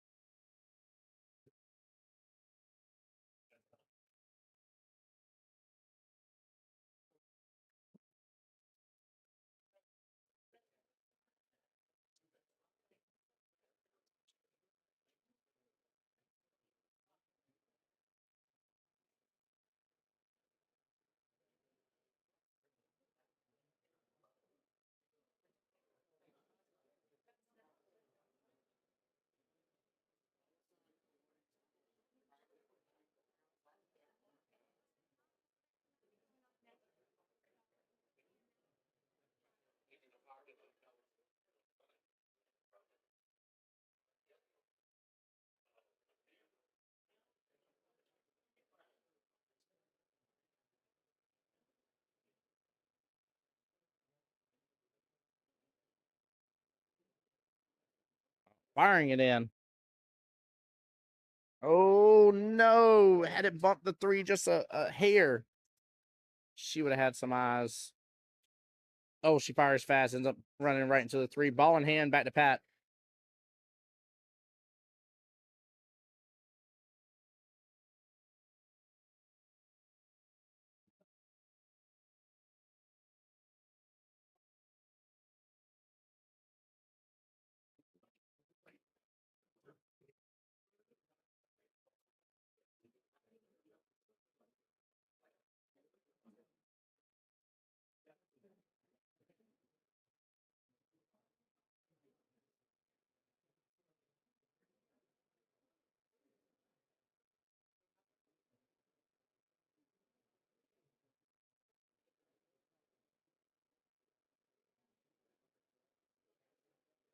Need to stroke through that just a little more, come back around.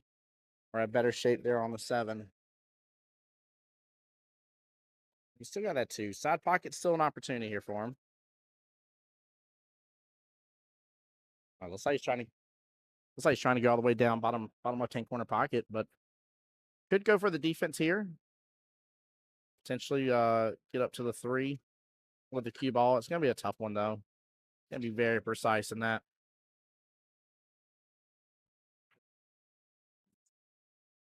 He went for the bank.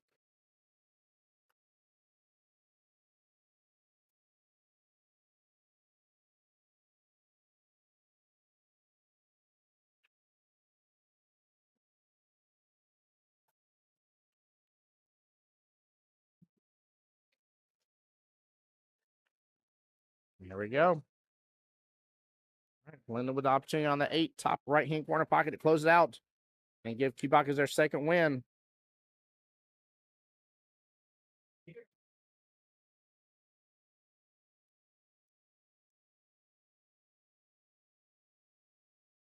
Just about to say a lot of adjustments while she was down on our shot there. A lot of adjustments. You got to adjust it that much. You definitely want to be able to take it back and get back up, get back down on your shot. So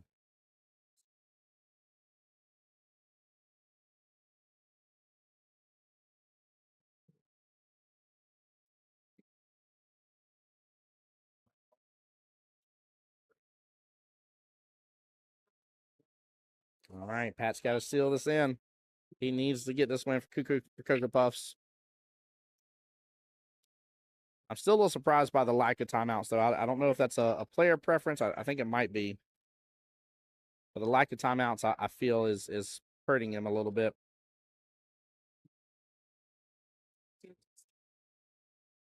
Tougher shot here. A little back cut there on the 2, top left-hand corner pocket. Good speed, but he scratches in the process. Ball in hand back to Kalinda. And the opportunity to close this out.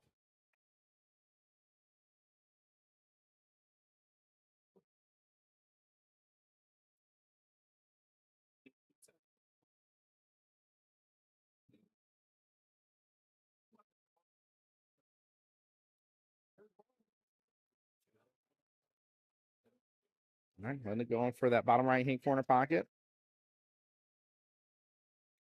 And the outs. Nicely done. Cubacas will be up 4-1 with 2 wins under their belt. And the potential to move right on in the winner's side of Triangles Day to win the cash money. Honey. We're asking where we're at. At OG. No, sir, we're at Diamond Billiards. So this will be the second stream ever at Diamond Billiards. We did one before, but this is the first triangle stream over here. This is the location that used to be, for those that know it, used to be 9-Ball Heaven. And so they came in, redone the place, and got these beautiful 16 7-foot diamond tables in here. Gorgeous, gorgeous location. Well done. 4-1 again in favor of Cubacas right now. 2 wins to nothing against Cuckoo for Cocoa Puffs. Very, very well done, guys. Wait and see who is being thrown. I'm assuming you're going to see a high throw. Yep, Mr. Dakota Grady going to the field.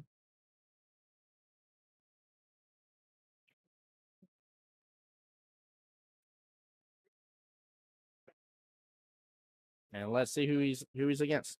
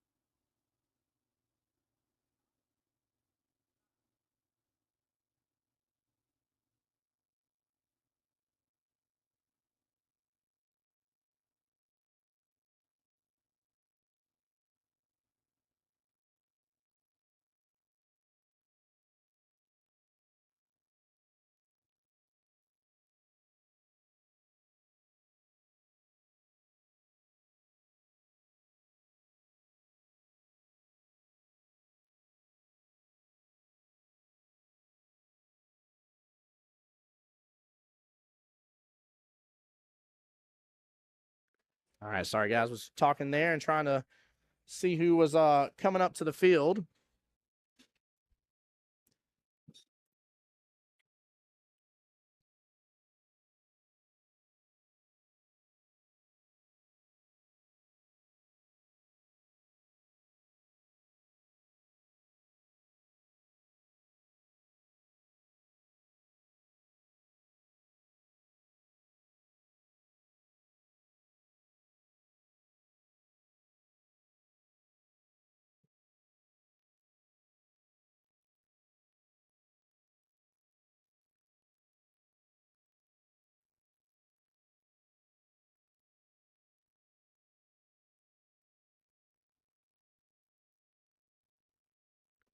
All right, chat.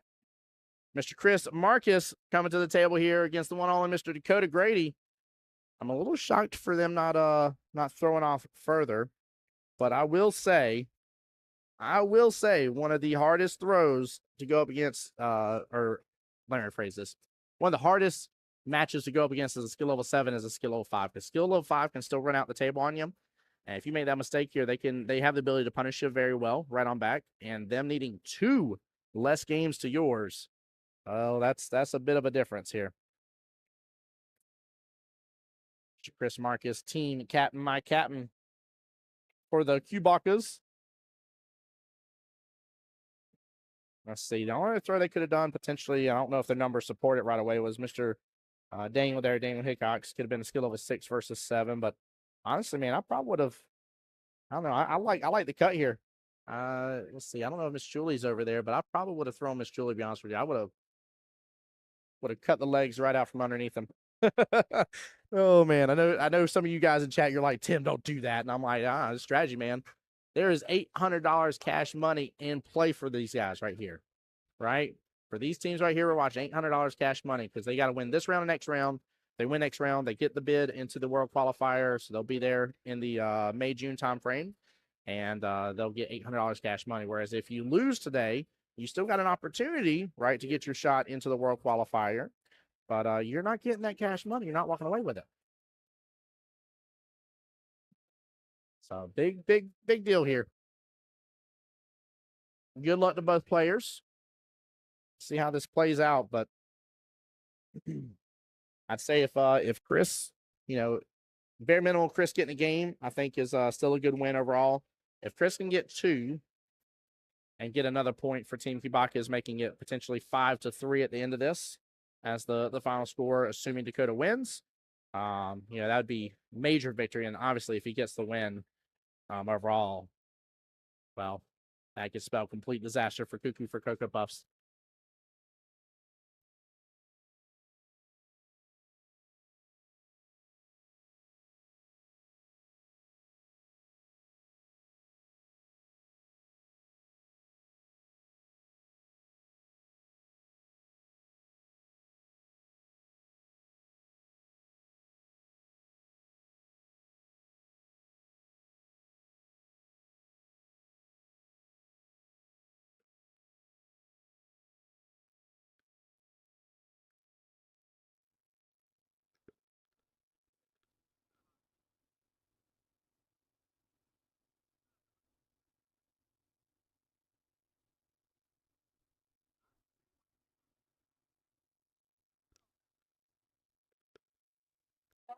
All right. Chris to the table here, going after that one top left-hand corner pocket. Hits it good. You got a little trifecta over there of stripes protecting that 8-ball. Goodness gracious. Feel like they're playing a little defense ball here against Chris and Team Cubacas.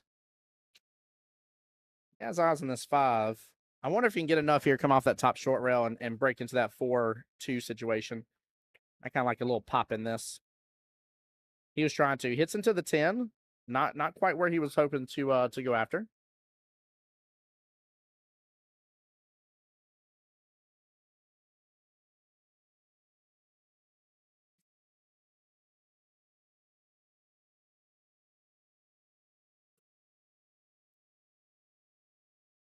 So, chat, what's everybody's plans for today?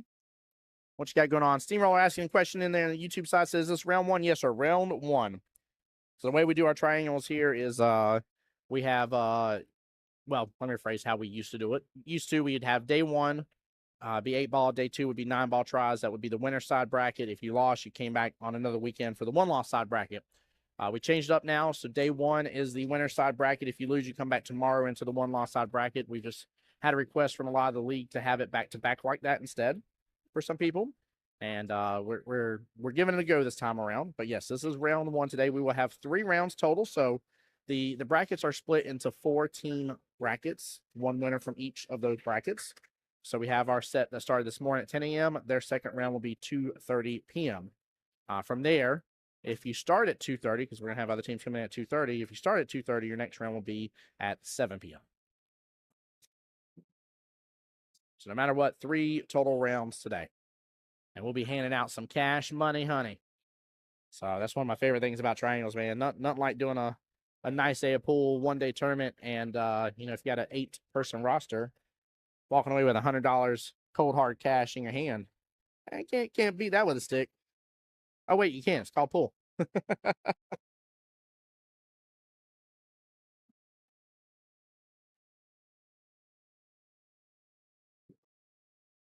Bubble Merc on the YouTube side says my team plays at 2:30. I did not know who you are with that YouTube name, but there you go.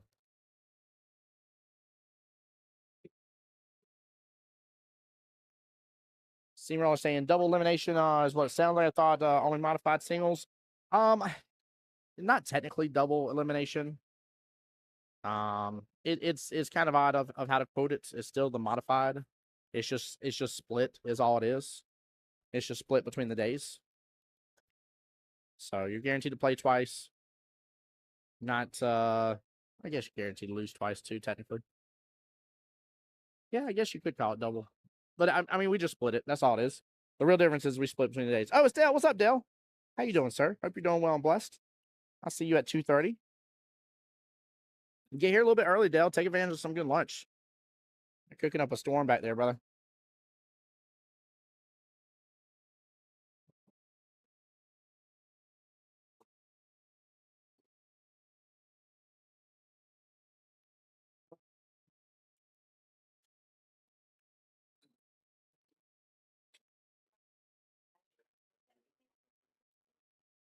Oh boy.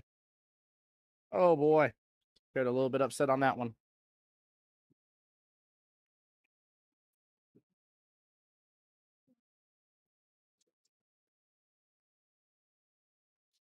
A little bit upset on that one.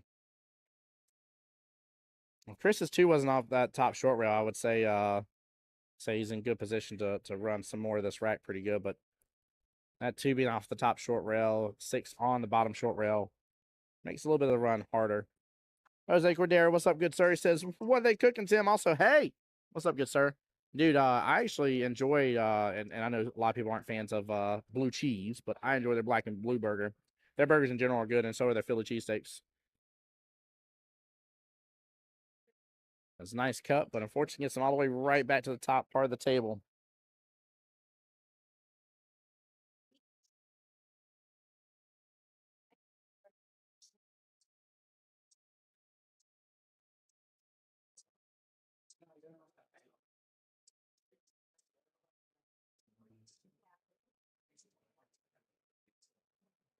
I like Fatty's looking at this too. I actually kind of like the cross paint towards the bottom left. You may end up going 2 rails, maybe 3, but get your cube all the way back down here. Ooh, he hit it good. I thought he had a little bit more of an angle to where it would have went 2 rails back down. Nice shot by Chris Marcus. I'm wrong on it, but that was it though, chat.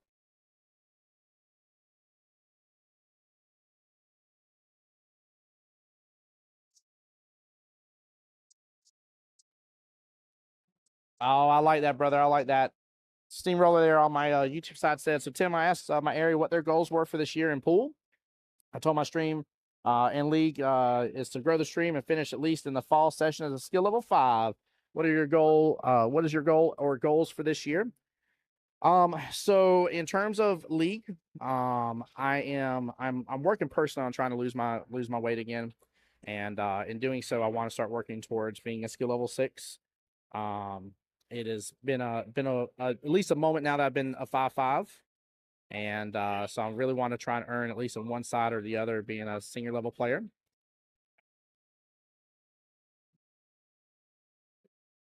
So that's my goal is working towards that skill level 6 and trying to accomplish that again. I'm good with it being either side. You know, I'm not particular, but I just want to kind of say I'm a senior level player finally in one of them.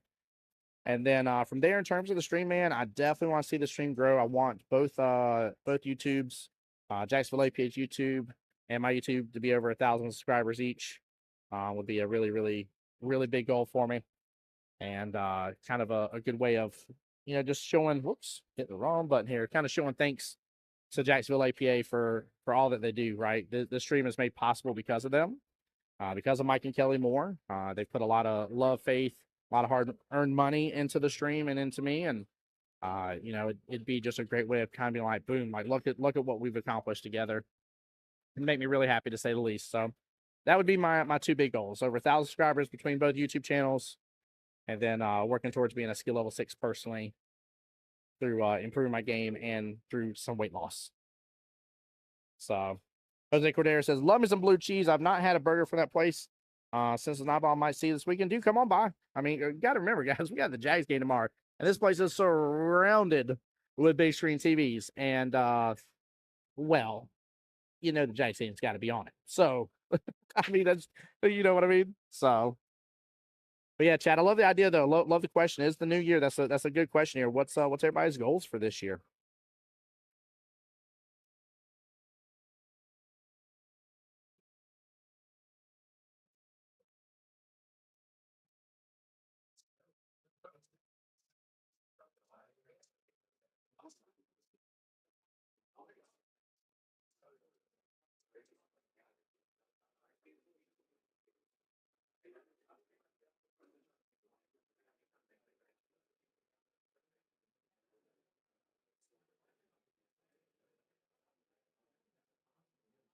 All right, so with Dakota securing that first victory, by the way, let's talk about it, chat.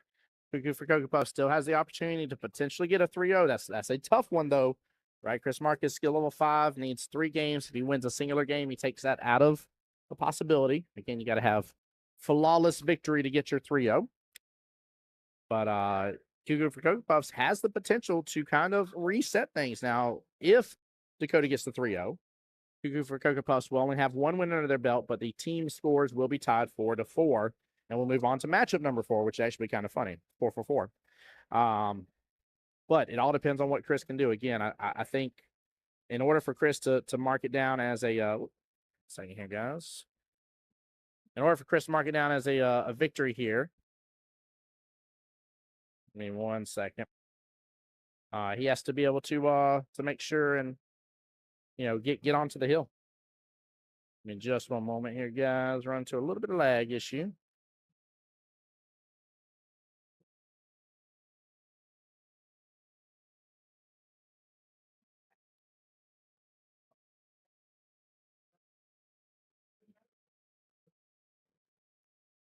And we're back. There we go. Sorry about that, chat.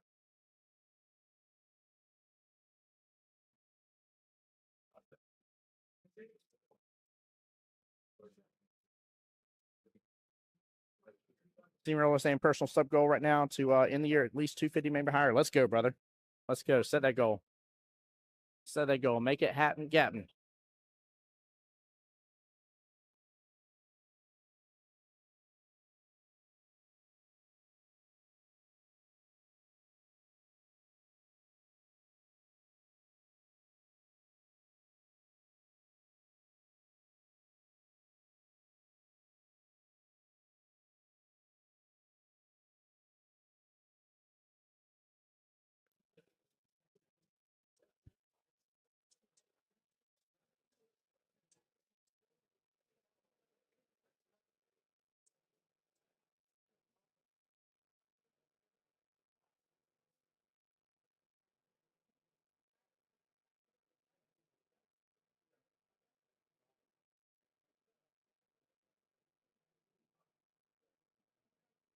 Oh, getting a little masse action there, trying to hit that 15. No go on it. Huge ball in hand for Mr. Chris Marcus here. Let's look at the table a little bit. Oh, Malanta. He is, oh, man. He has got some work to do.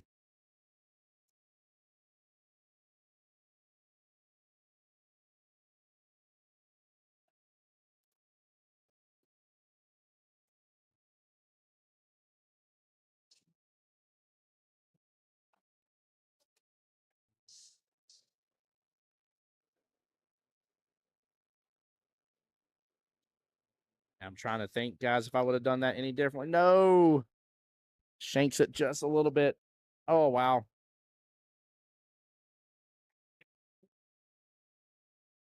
I don't know. I may have started on the 4 ball, to be honest with you. 4 probably been what I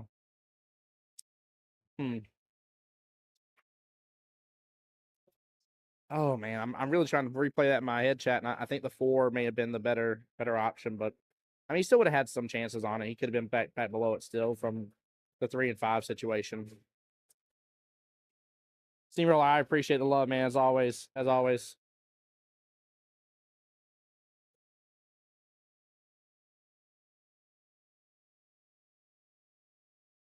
Off at 5, it could still go. Oh, so close. So close. Not a bad leave there on the 15. 15 in a bit of a tough situation. Scratch potential here. Now he might go for the actual pop into it for the top right hand corner pocket. Oh yeah. Yeah, he definitely was going for top right hand. No, avoids the scratch though. He had to pop it in there though. He definitely was trying to secure up that angle.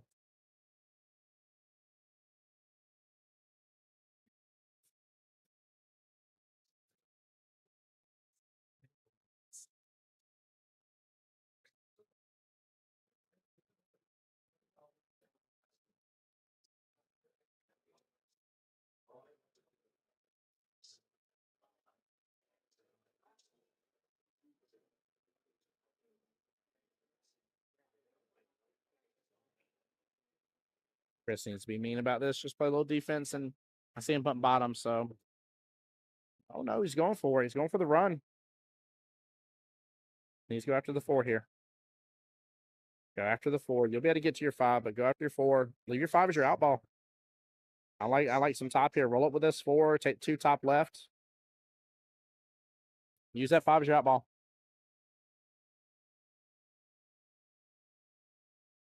Zero, that's absolutely true, man. Everybody that likes, shares the stream, chats in it, 100%, man. It shares out to more people, increases the reach, brother. Yep, gets more people involved, which is why I always appreciate, man. I see a lot of likes that come through and shares, and it means the world to all of us here. So,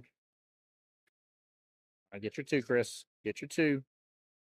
Oh, he's gonna call a timeout.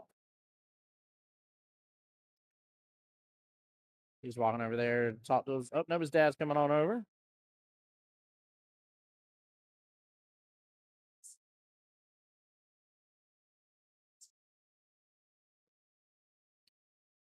Yeah, there's just the only issue with going after 2 here is the potential for the 8 to play blocker, right? But that's just when you need to use a little top. Could even do a little top left, but just some top. You'll come off that top short rail, drift right on down. Because your 8's kind of in that almost center zone of the table, right? It's the bottom half center zone of the table, but it's the kind of center zone of the table. That 8 has every pocket available to it. Obviously, a couple better than the other, but I really don't think there's a reason in the world at all here to not go after that 2.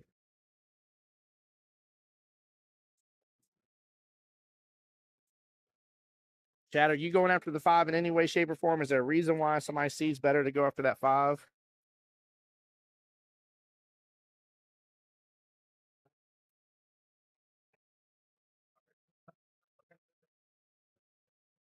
Let's see here. They've discussed it. Nice, Tom. He decided for the 5. He's got to let this loose. 2 rails. He's going to get back top right. He hit it good, though. He hit it good. He got himself a better angle on that, too. He hit that just right. Don't like the bottom here. Yep. Top right there would have done him just fine. Now, looks like you got a good leave out of it, though.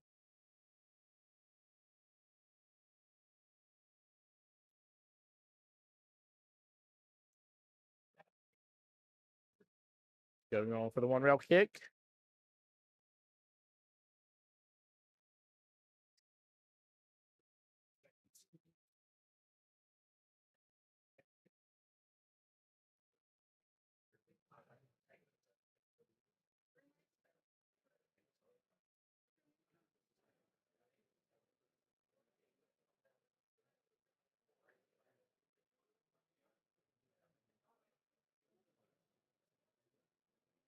There we go. A little more, he would have had an easier shot on that 8, but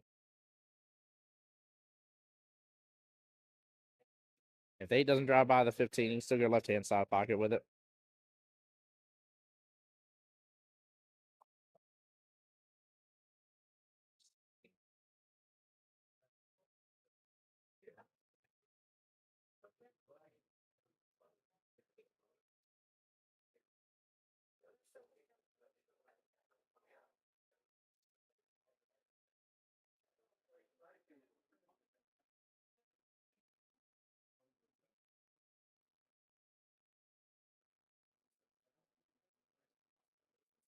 Yeah, left-hand side pocket.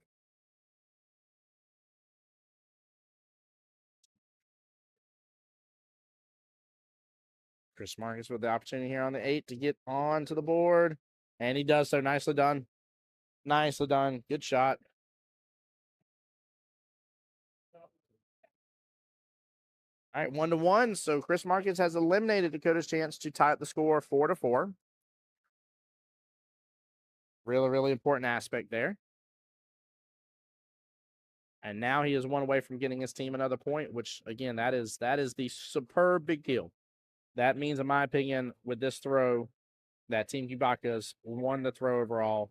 Dakota needs to win these next 4. Do not let him onto the hill.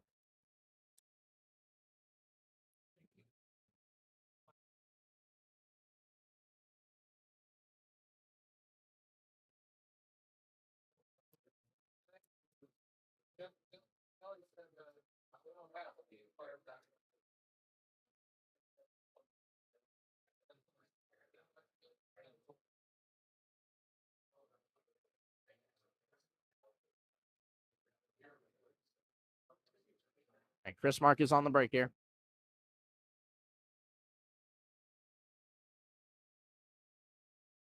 Going pretty much just straight up the middle here. It's a solid. Hold 8 a little bit. 8's going to drift down a little bottom to the left, still in the center part of the table. Nothing on the break.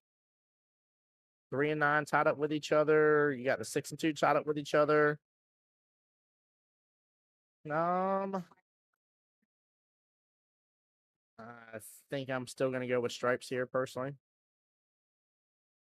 Yeah, I don't see a need to start solids personally. I think that's the great call. Miss Brenda, what's up, my dear? Welcome to the live stream. How are you today? Chat, feel free as well here. Maybe name your 2 teams or your friends here on the live stream, but don't hesitate to call out and shout out. Good luck to the teams that are competing today. Maybe you got friends here or fellow team. Maybe you couldn't make it. Don't hesitate to show them some love and support, guys.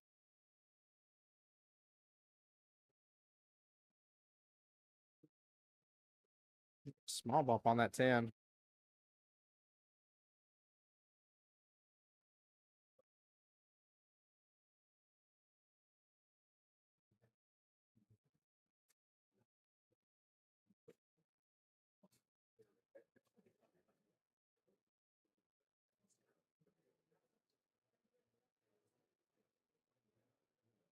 Miss Brenda says, doing great, and you doing very well, having a blessed day. You know, one of my most favorite things in the world to do is get to do live streams. So absolutely loving it.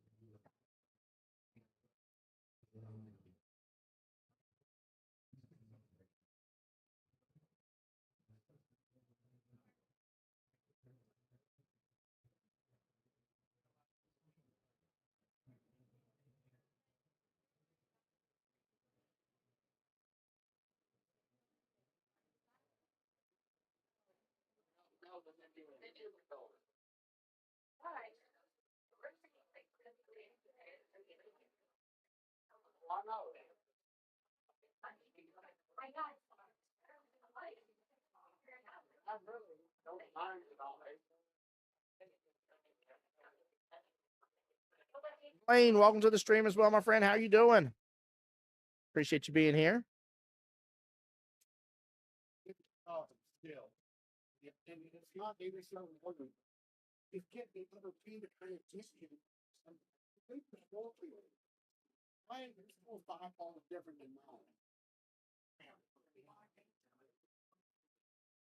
I mean, like, Bryce and I, like, follow up.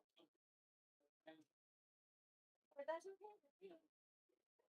China up with the 8 ball. Not bad. Not what he was looking for, but oh, Dakota hitting off a little bit on that. Dakota needs to drill down those, giving Chris Marcus too many opportunities at the table.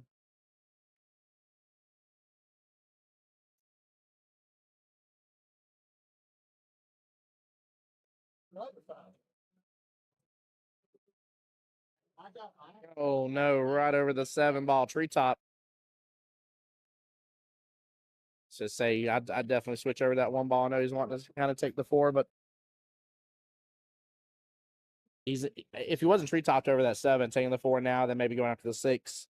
Because it's off rail, taking it all the way upfield to the top left-hand corner pocket wouldn't be a bad choice.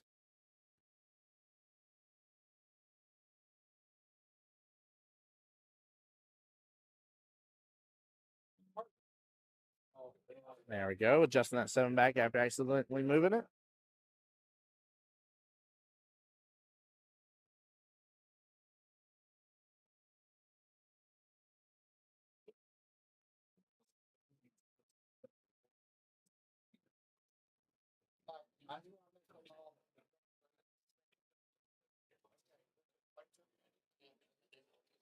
Going for the bank. Clips. Oh, doesn't clip into the 8.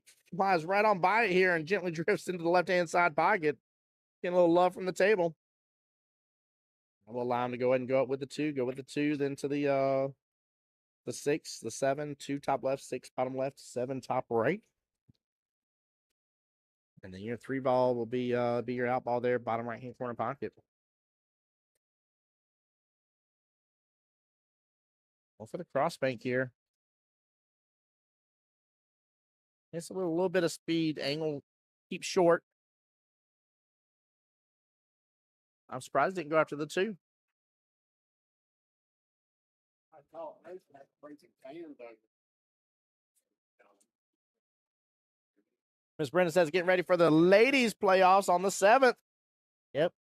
Y'all got y'all's championship qualifier over there.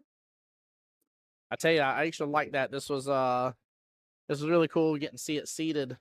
And so, you know, even if you're in wild card position, if you're the top dog in wild card position, you're gonna have the most opportunities to win that wild card draw. I love how that works for the ladies and masters. So I actually think that's really, really cool.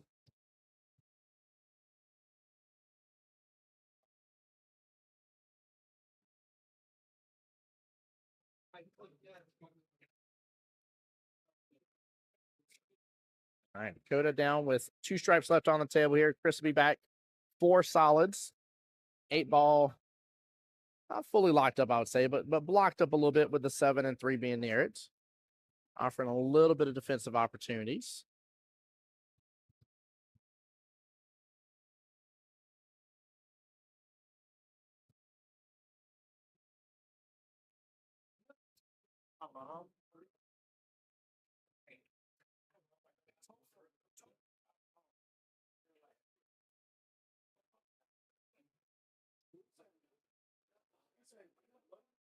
It's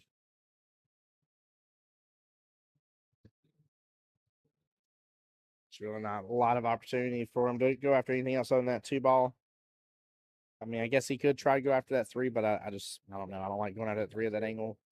Right bottom left-hand corner pocket. Needs to go for the 2 on the side. Oh, no, goes for it all the way down.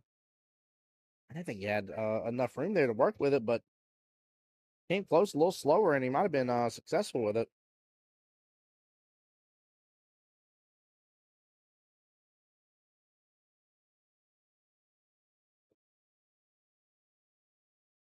I think Dakota may have liked to have that 11 ball as his out, but hits it good right past the 2.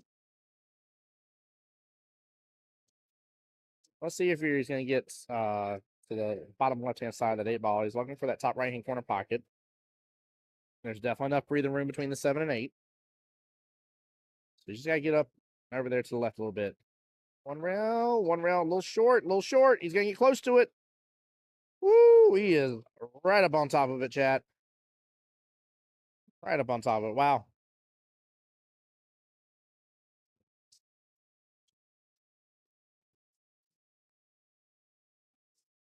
All right, looks like shot watch is being called. And a good out. Nicely done. Look very clean. Well played. Go to with the second rat, chat. 2-1 right now. It is a 3-2 race left in this battle.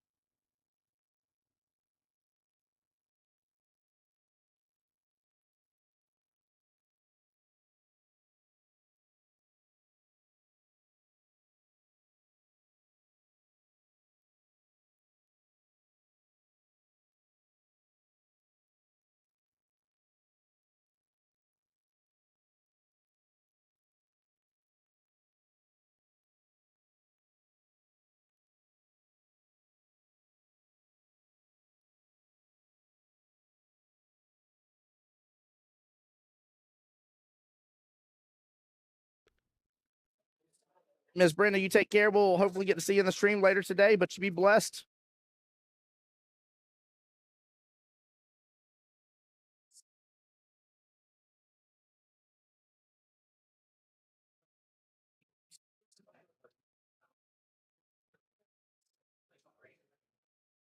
All right, let's see if Dakota can compete with this run here.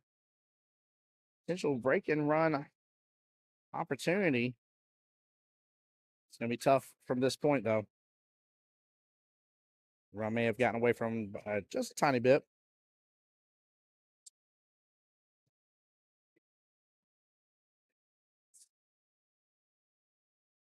Very thin cut there. Overcuts it straight to the top short rail. Good attempt. He tried, though. He tried. That was a great run. That's the dangerousness of these skill level 7s, right? When you got somebody that's what we call a super 7 here.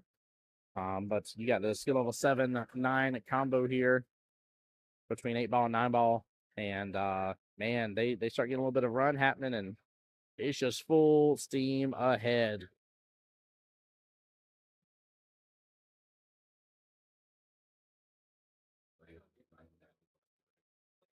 Hey, Dan, how's it going, sir? Welcome to the live stream there. Dan over there on the YouTube side. Welcome in, brother. Hope you're doing well and blessed. All right, the run's right back on for him. As long as he doesn't overkill that. Making it a little tougher on himself.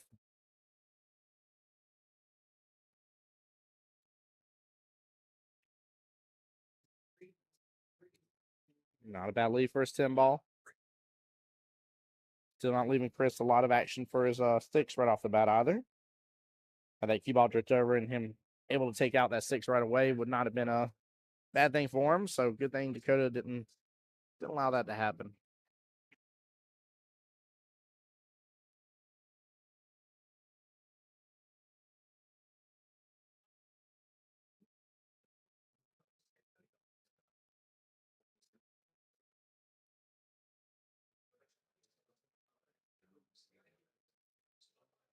Hey, Ray. What's going on, good sir? Darla over there on my YouTube side says, watching. Welcome in, Darla. Hope you're doing well and blessed. Thanks for tuning into the stream. Guys, for those just coming in, this is still round 1 of the triangles, fall triangles here is what we're working on in the spring session, but in the fall triangles. And teams here today are, of course, competing for their right to play in the World Qualifier later on this year. And also competing for $800 cash. If they lose today, they come back tomorrow in the one-loss side bracket. And so, what's up, bro? Doing well? Do you guys need a ref for future rounds today? I think we do. I know we had one or two earlier. I believe Jack is still here helping out with that. But I would be surprised if we didn't need a ref, Dan, to be honest with you. So I would say come on up if you're willing to, brother. Red Rover, we appreciate the support.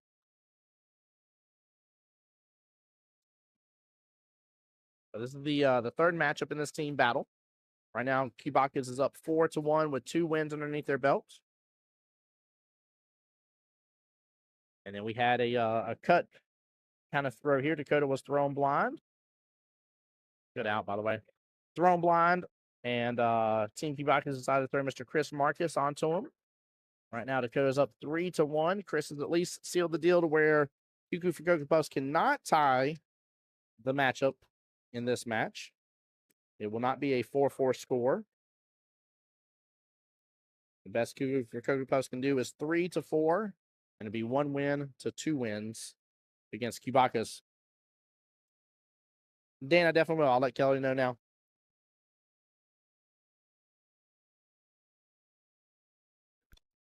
Kelly said, thank you. Appreciate you, Dan. Seriously. I don't think there's ever been a time where we've had too many refs. I could be wrong, but I highly doubt you're ever going to see us turn down people, needing referees. So always nice to have in the building. Going for that 8-ball break here. Hit solid into that 14-ball, second ball in.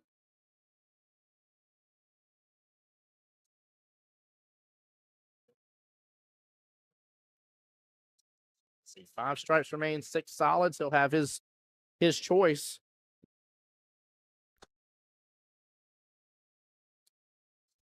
I don't know. You got to kind of work around those stripes up there. Ashley says, "Hey, Emily." Ashley's giving Emily a good shout out here. What's up, Miss Ashley? How you doing?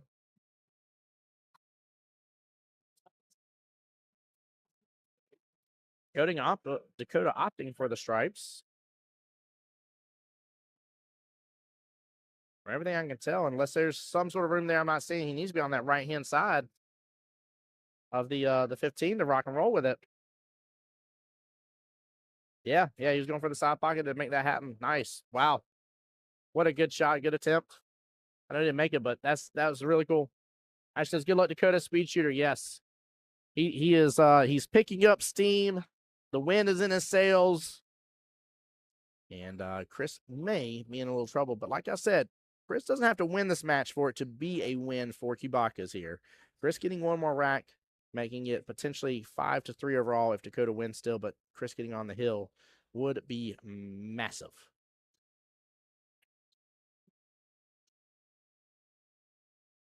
Nice. So he's going to have to use his 3 later here to go after his 1. But he's got room to make that happen. He has definitely got room. Honestly, if he can hit that 5 bottom right and keep an angle on that 7, he might be able to break into the 210.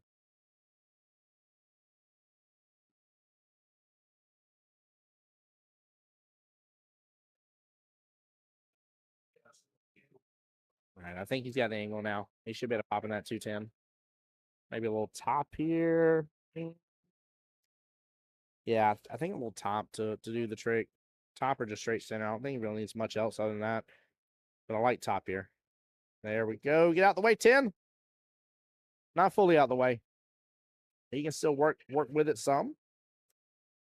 And maybe even take over that bottom right-hand corner pocket, which is what I would attempt to do, is just try to get closer.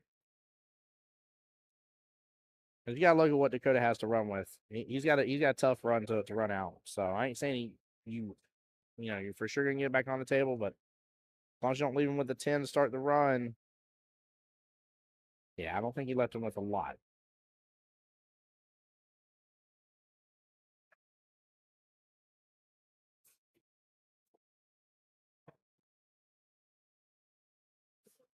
What a shot from Dakota.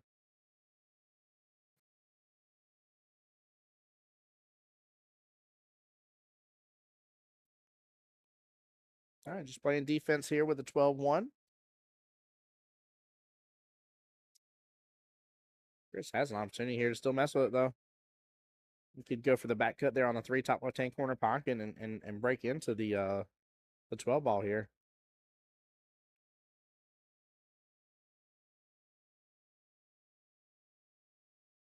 think you would need to use a little bit of outside English here, probably about a tip of right.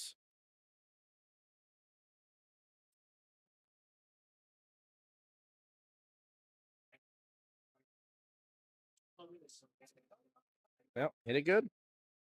Oh, no. 3 getting close to that 12, leaving them with very few opportunity here. I don't think he has the ball in corner pocket. Might have the hit straight into the 12 here with a low angle and go in that left-hand side pocket, though. If you look at the midpoint in between the 3 and 12, 3's off center. Look at from the 12. It's a bit of a distance to get it to go, but I think you might be able to make this happen.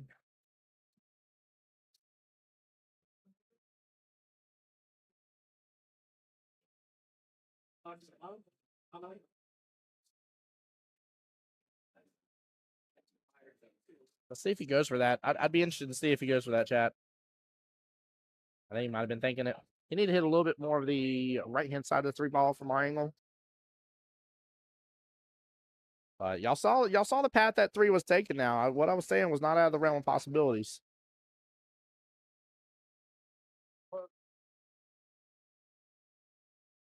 Oh no, Dakota with that small miss right there. He had it. The run out was definitely there.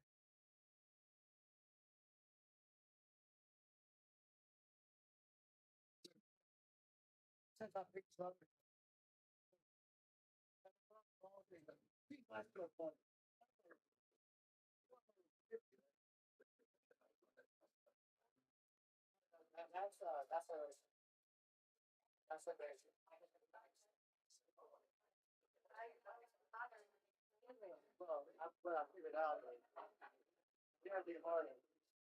There's a meeting up this morning now where you clean out this and it said either have this coach or this coach. And like, or it's like, the other's like, good luck. Who's gonna work on it?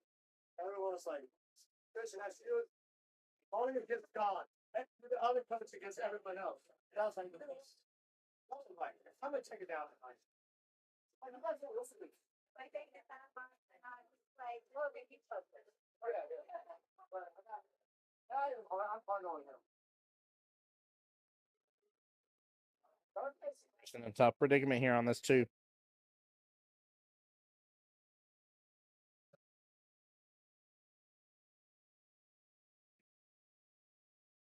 Tough predicament here, chat.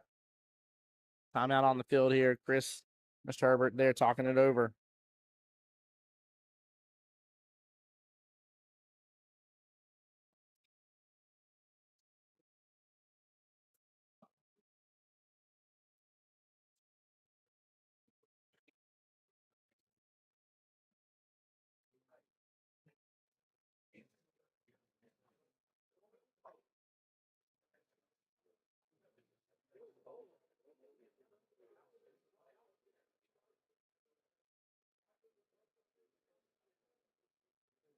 I don't know. I think there may be a defense here hitting. From our point of view, I've been trying to play this out in my head a little bit, chat. But from our point of view, if he gets down, the cue ball hits the left-hand side of the 2 from here, he might be able to pop that 2 up in a way to block line of sight from the cue ball to the 12.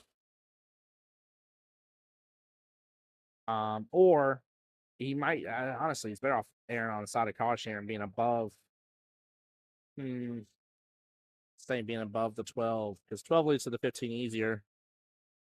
Oh man, this is a predicament, chat. I'm not 100% sure what the best call is here. There's a couple options, but I am not sure any of them are phenomenal. Not thinking they are.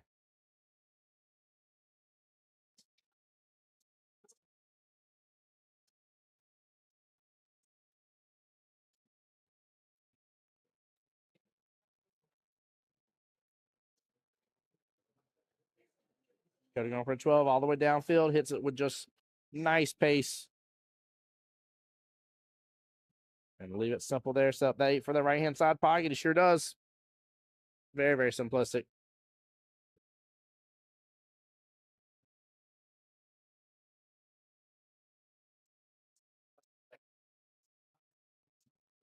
And a good out. Dakota will be on the hill. 1-2 left in the race. Big deal there for Cuckoo for Cocoa Puffs. Second point for the team.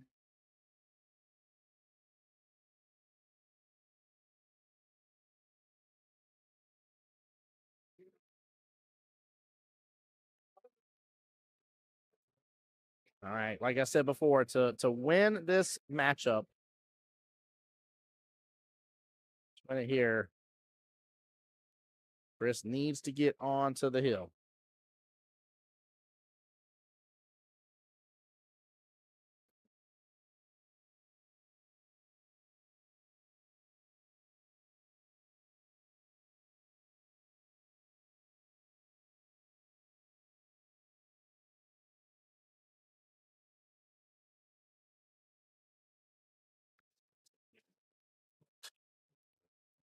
All right, we're off to the races here, going for that 8 on the break. 8 ball gets a little bit of traction there, close towards the bottom right-hand quadrant of the table.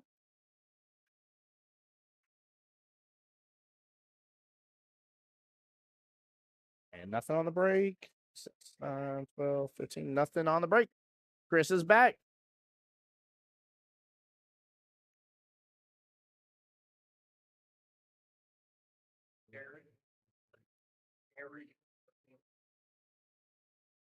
Oh, no. Small miss on that left-hand side pocket. Actually, almost ended up scratching.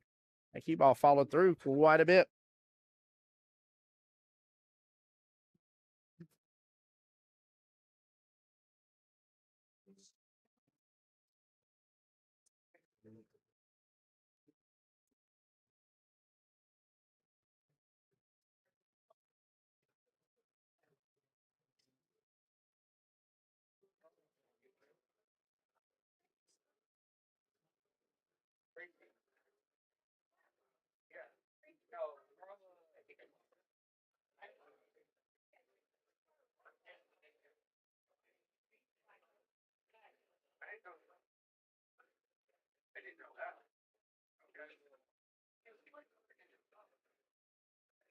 Right. I don't think if there's anything really in Dakota's way, and I mean, just got a little extra work to do from the 5 to the 8, but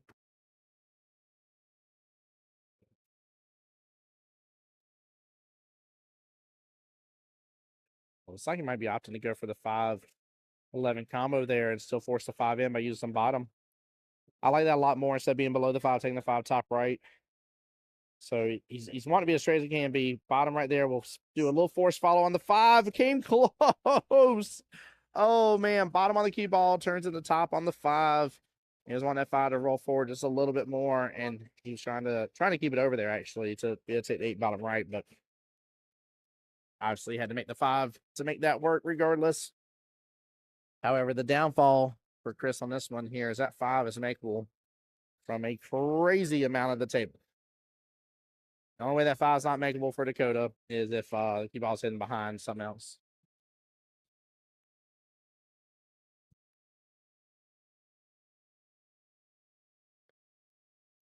All right, this is for the win. Big deal for Cocoa Puffs and potentially the turnaround that they need. And that is all she wrote there. Nice out from Dakota. Well played. And that would give Cocoa Puffs another point on the board here. So 2 points scored overall for Cocoa Puffs, but could not get the 3-0 flawless victory. Chris Marcus at least secured that, kept them from being tied up 4-4 going into matchup number 4. That's not confusing at all. Well played from both gentlemen. Good outs. And it will be Kubaka's throw next. Kubaka's on the even throw, so it'll be their last throw of the game here, blind. And we'll see who they got coming up next. Now, I was looking earlier. I meant to double check and count numbers. Let's see. Chris Marcus is a 5. They threw Miss Kalinda, who's a 4. And threw Herbert, who's a 5. So 5, 5, 4, 14 skill level points thrown. They have 9 left available to them. Let's see, do they have a 3? They do. They have Daniel Hickox. They could throw Daniel Hickox and Ruben. They still have a 6 and a 3 or a 6 and a 2 they can still throw. They want to throw a high and a low. So they got some opportunity there.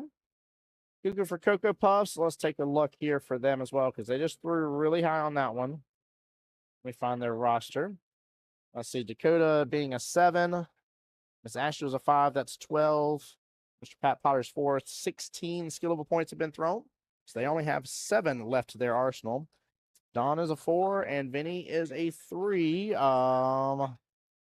They could still throw Carlton too. They got a 5-2. Carlton as a 5 and Valerie as a 2. So let's see who's being thrown. Mr. Dakota's coming over to me right now. Appreciate him, by the way. He's done really good keeping me up to date on the score and everything.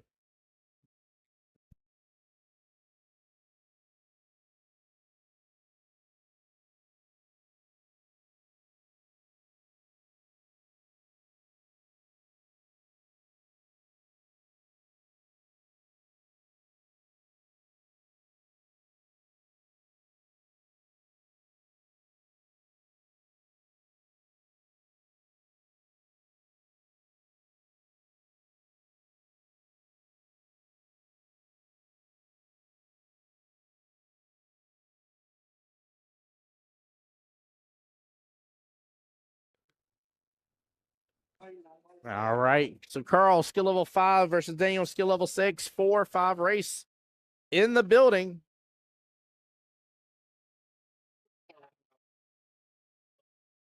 All right. We're at that point where we got to start talking about possibilities here. Daniel Hickox, if he gets a 3-0 victory, it is over. 7-0 would seal the deal. If he gets a 2-1 victory, let's see, that'd make it 6-4. Cuckoo for Cocoa Puffs could not tie. They'd have to get a 3-0 victory in the last one. If he gets a 2-0 victory, it would be over as well. So Carl has got to get the win here for sure.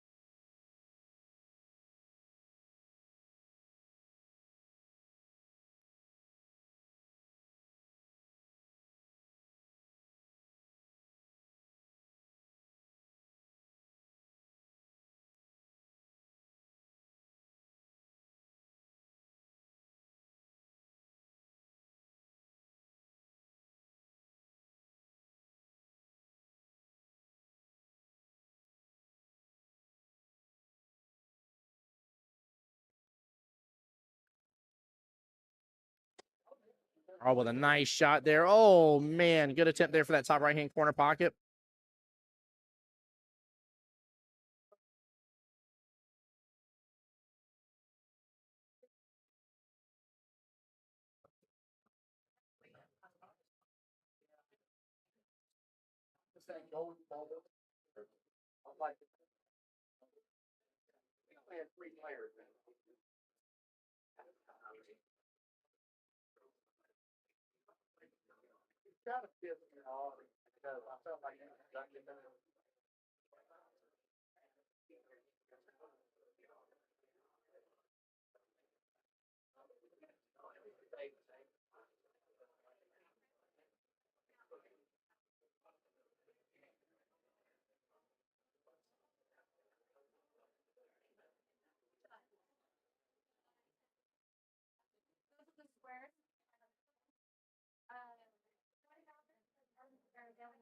Hey, Alden, how's it going, sir? He says morning/afternoon. Don't do that to me, Alden.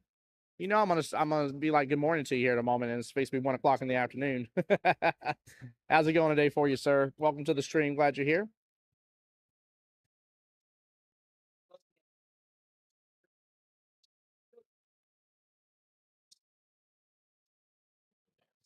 Oh man, hits it in, scratches that top left-hand corner pocket.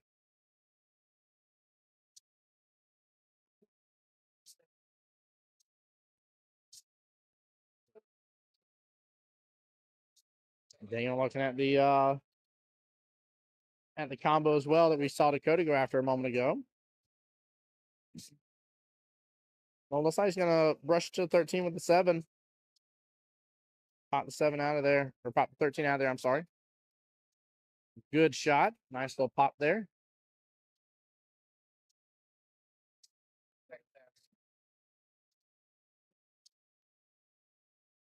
A bit of an undercut there on the 3.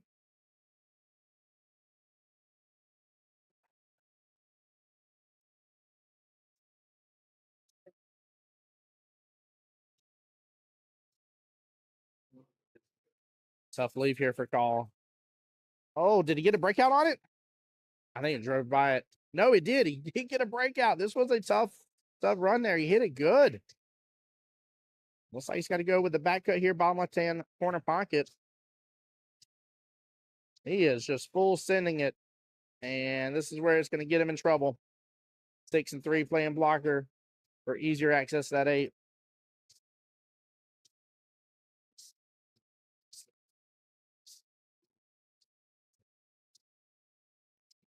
Might have a 2-rail kick into this actually instead of the 1, but could go after the 1.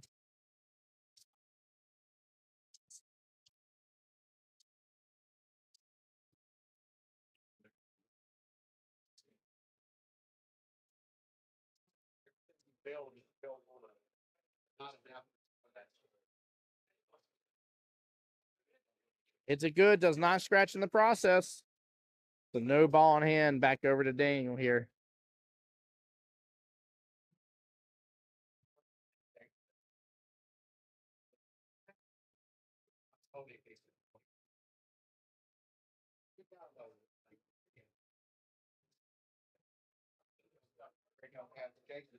Interesting. He's going to draw back on the 5 instead of doing the 4 first, then the 5.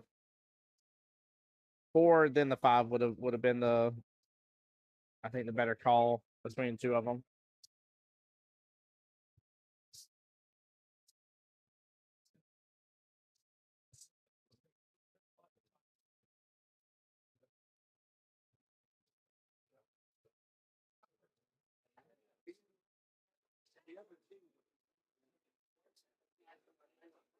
All right, timeout on the field. Dakota coming over there.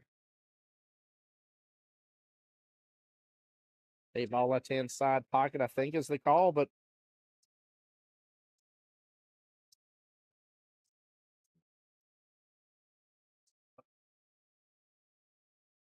he does seem like he's just almost directly parallel with that 8. The cue ball might be just a little bit further down. I mean, by a smidge. It's tough to tell from our camera angle, but I mean, really, I think top left-hand corner pocket isn't a bad choice because where you should end up leaving the cue ball, which is down here, but I don't know. I like them side pockets. Oh, went for the bank. No, I don't know why he went for the bank. No. Cue ball scratches there, and that will be the first rack victory there for Daniel. Oh, very unfortunate there. I thought he was going for either top left or bottom left. Or, I'm sorry, top left or left side, forgive me. Oh, very, very unfortunate. That is no bueno.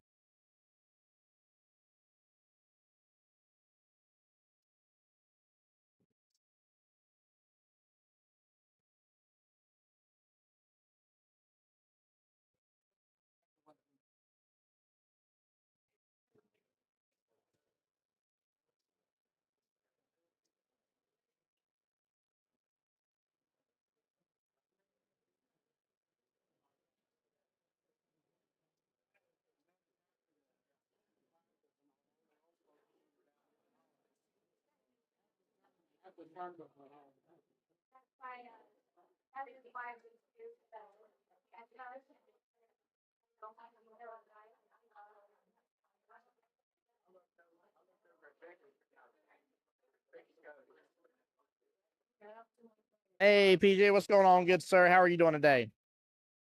He says, hi, Tim Bob. Wish I was there, brother. Wish you were too, sir. Hope you're doing well and blessed. Hope Aaron's doing well and blessed too. Hope y'all are having a great start to your New Year's.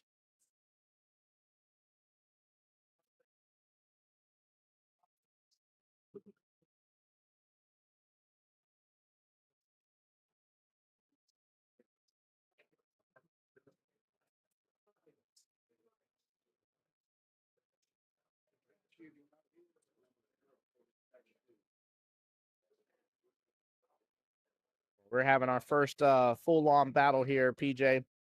Team Cuckoo for Cocoa Puffs a little bit behind. 1 victory under their belt here, getting 3 points total. And Kubaka's up 4-3 with 2 victories under their belt. We're in matchup number 4 that you're tuning in on.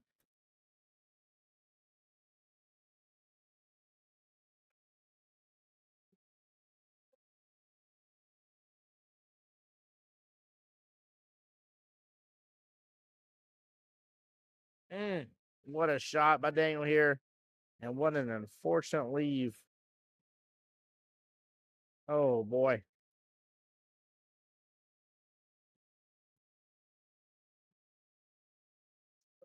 Going with the 1 rail kick, left-hand side pocket. I don't know if I'd be going for this. I don't know if I'd be going from the left-hand side instead. I'm trying to think now. That's the risk right there. Oh, Lord. He just saying down Christmas lights. It's a chore. Ball in hand, back to Curl here.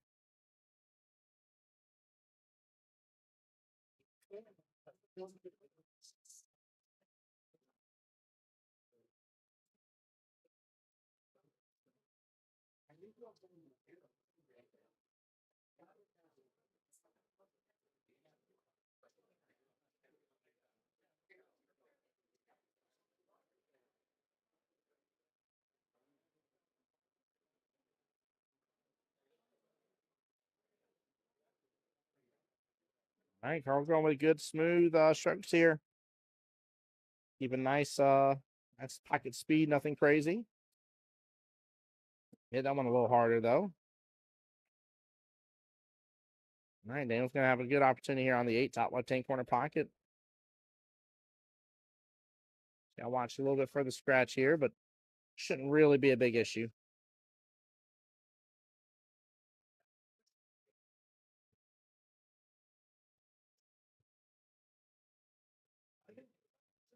He was a little worried about that scratch. Good attempt, though.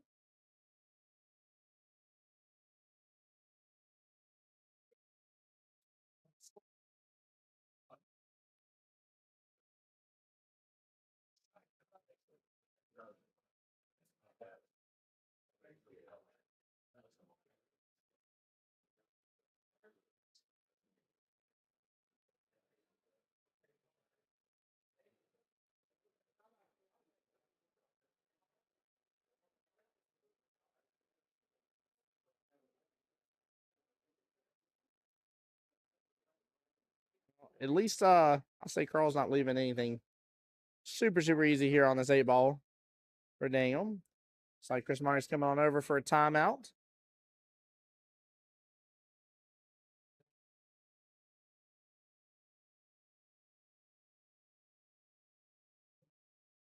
Tough little decision here on this 8. I just don't like where the 8 ball is overall. I don't like it being on that top short rail. Gives your opponent a lot of opportunity to leave you where you're not going to have a good opportunity on it.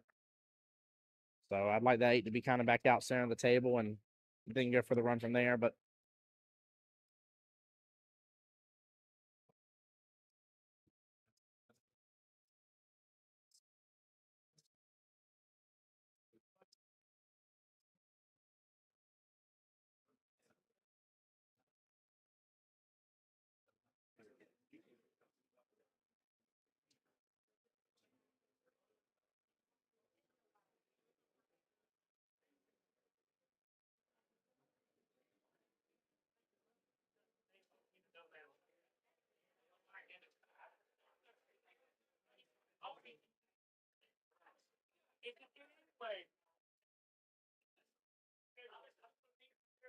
all right, 8 ball is still not in a good spot. Carl, just again, you got to keep this kind of stuff top of mind. Like everybody's always like, man, I don't know where I don't want the cue ball to be. Man, pretend like you have ball in hand right now. If you had ball in hand and you're on that 8 ball, where are you putting it? You're putting it below that 2. You're going to take 8 top left-hand corner pocket. Right? So that is where you do not want your cue ball to be, is below that 8 ball. You just don't want them to have that opportunity. So you just got to keep that top of mind.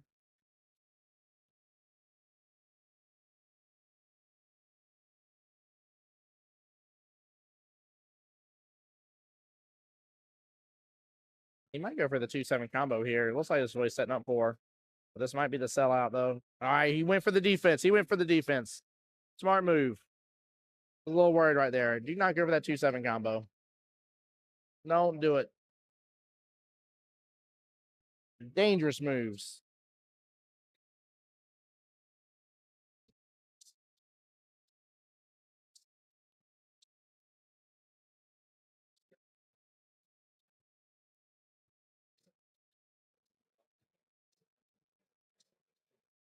He's going to try to do a little Z-Bank action.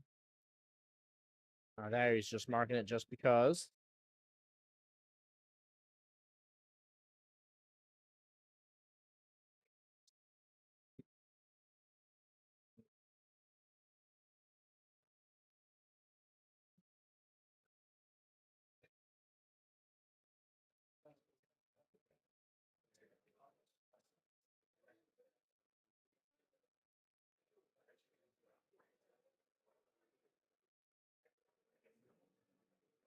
Earl might be able to get on the board. Big deal for Cuckoo for Cocoa Puffs. Gets into the 8. 8 sends over there to that right-hand side pocket. Gets very nicely close, actually. Good opportunity here for him.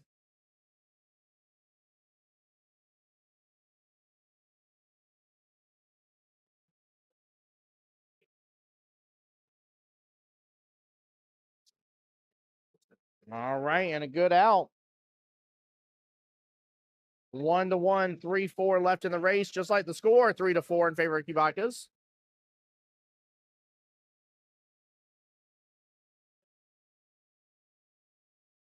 Keep in mind, chat, team started at 10 a.m. today, and sudden death will be at 1:45 p.m. So we got 47 more minutes until sudden death. And 8-ball for APA, sudden death means regardless of skill level, the first rack, that is worth 2 points for you.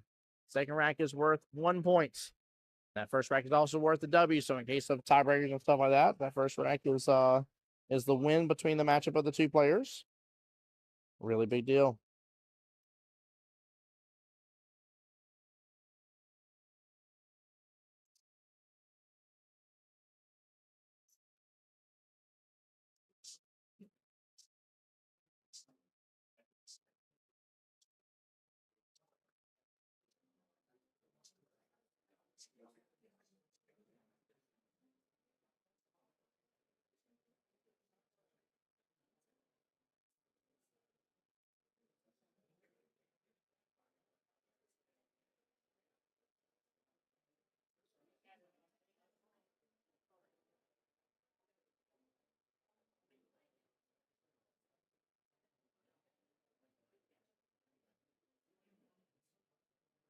Good attempt there on that 14-ball top left-hand corner pocket.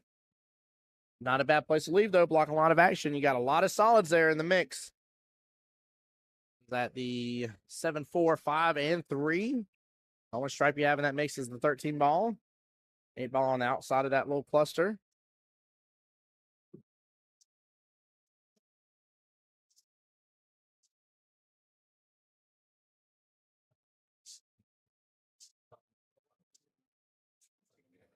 Oh.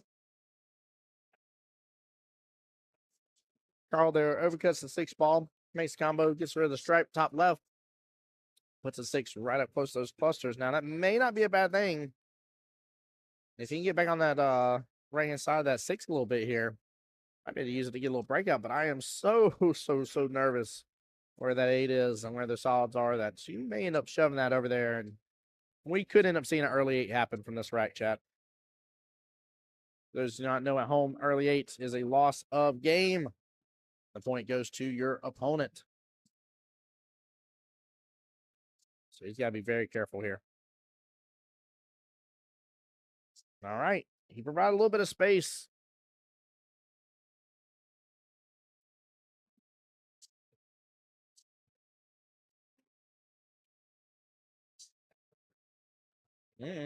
Uh-oh. Might have been too much space. Table's opened up now.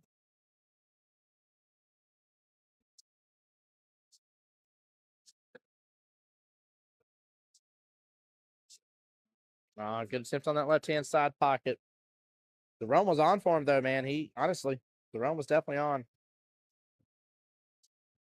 If that with a little bit more pace would have come up, Went after that 10 next. Then taking the 9 last for your 8 to finish top right hand corner pocket.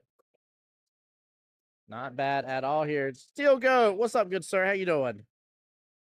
Welcome in. Welcome in.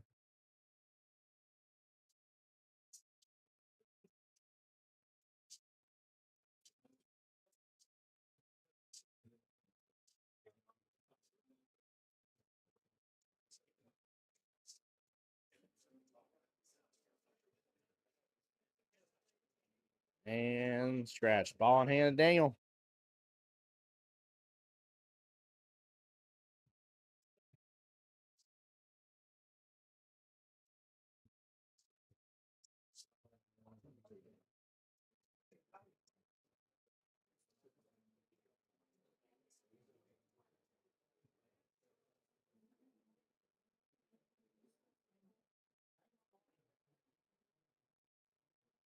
A little bit of angle for that 10.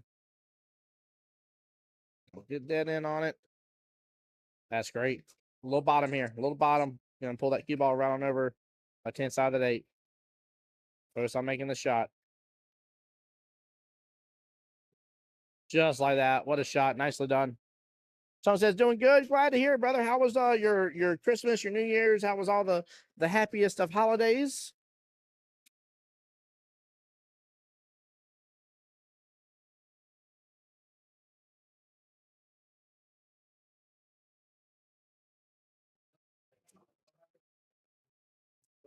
There we go. Nice out. There we go. Whoop. Gave the wrong point here. Sorry. See that fix? 2-1. There we go. Get out by Daniel there. Nicely done. Again, a reminder here, guys. Daniel wins 2-0. It is over. He wins 3-0. Well, he can't win 3-0, but he wins 2-1.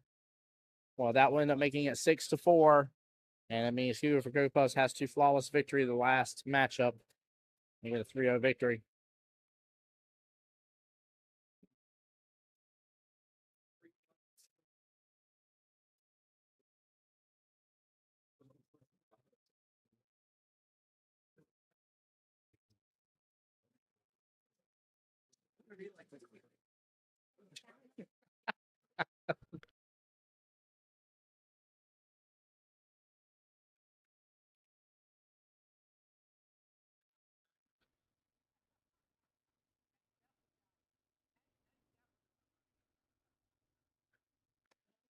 Oh, Lord. I tell you, man, we got some amazing people at Jacksonville APA. I love how much fun and camaraderie everybody has. I really do. Give me 1 second here, guys. I'll be right back.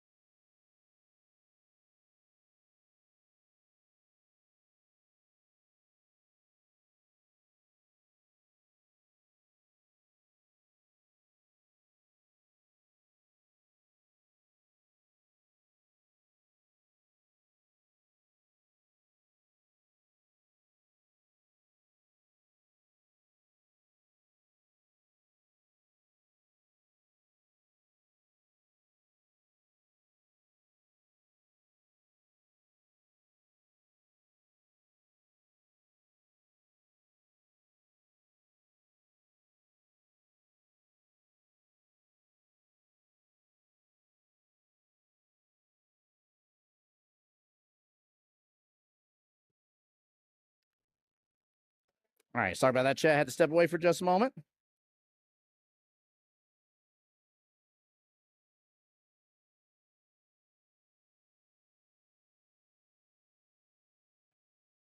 Oh, going for the bank from Daniel. He gets it, has eyes on the 8. This is trouble for Cuckoo for Cocoa Puffs. A very typical 8-ball shot here. Nothing crazy. Nothing extra you really need to do.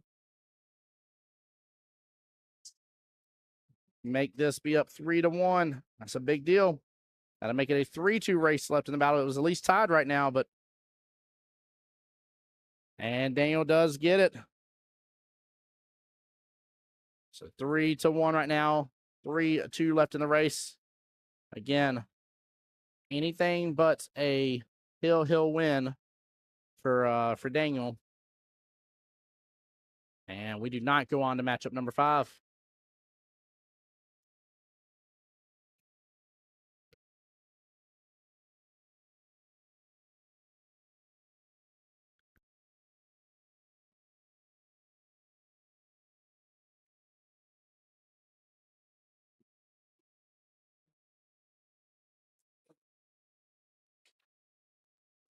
All right, I see some more squares getting filled out. Looks like some more people are getting accomplishments here between rackless, 8 on the break, or 8-ball break and run.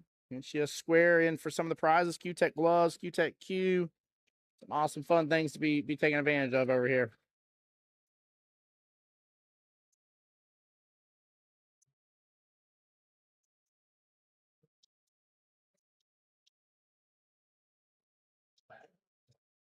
Nothing on the break. Table, plenty of opportunity here. Carl's going to go for that 3-ball top right-hand corner pocket.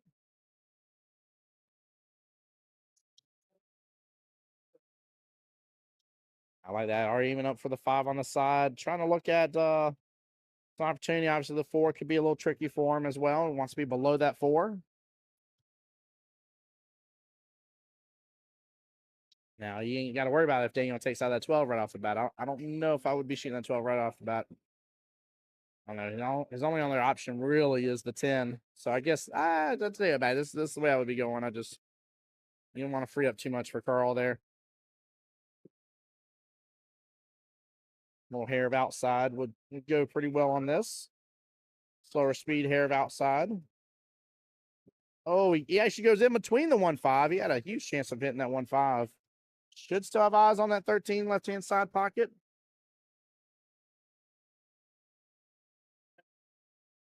What's this from here for the left? Still 35? Ah, good try. Good try. Ends up hitting a little lower into the pocket there.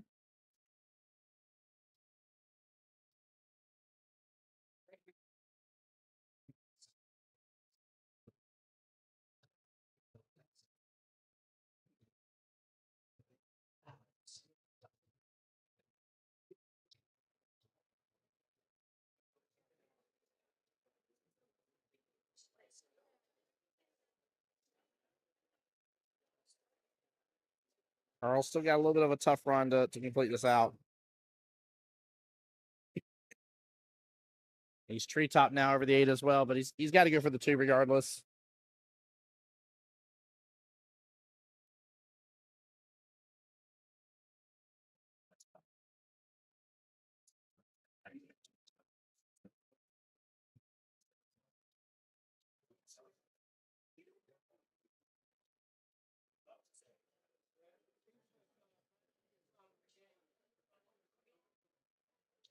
Nice job coming around, hitting 3 rails overall, but at least 2.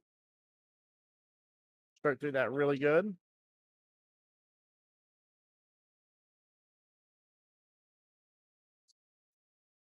Like the speed control, drives it on down there, very pure. Doesn't end up hitting that left-hand long rail at all. Nice shot.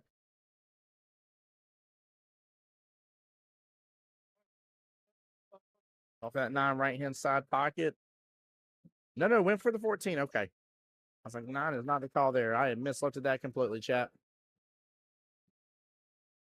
That's what I get for looking over on my left-hand monitor for a second there.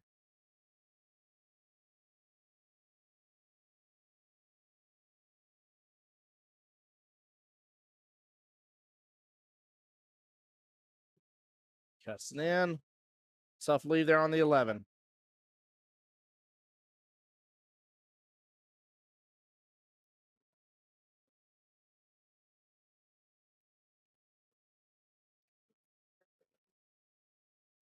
Oh, what a carom!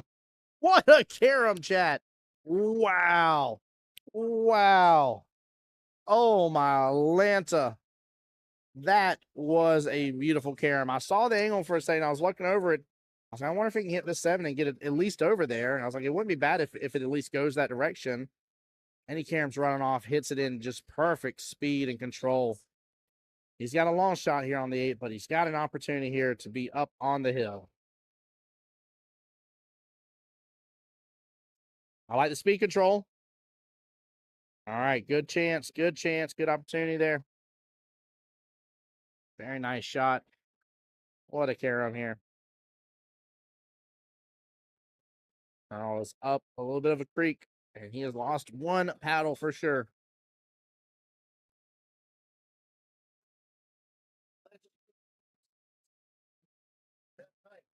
I got that.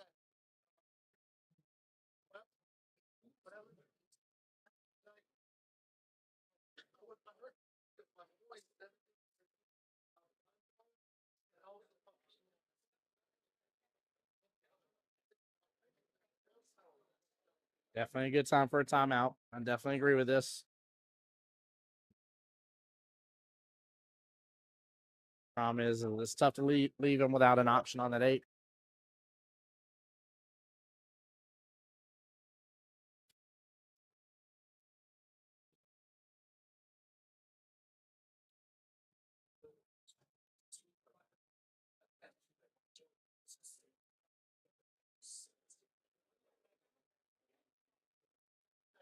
All right, he's trying to get him to leave that cue ball there on the bottom right hand or the right hand side of the table, closer to that bottom right hand corner pocket. Oh no, he went for it. Went for the cut.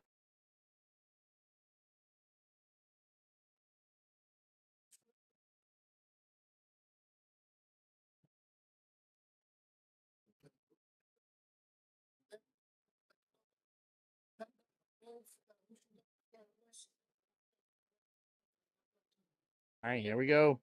To be up on the hill. Love the speed. He gets it. So he's up 4-1. Cubaccas will have their 5th point as a team. And Daniel is 1 rack away from closing it out right here, chat. Be right back while they're getting things ready.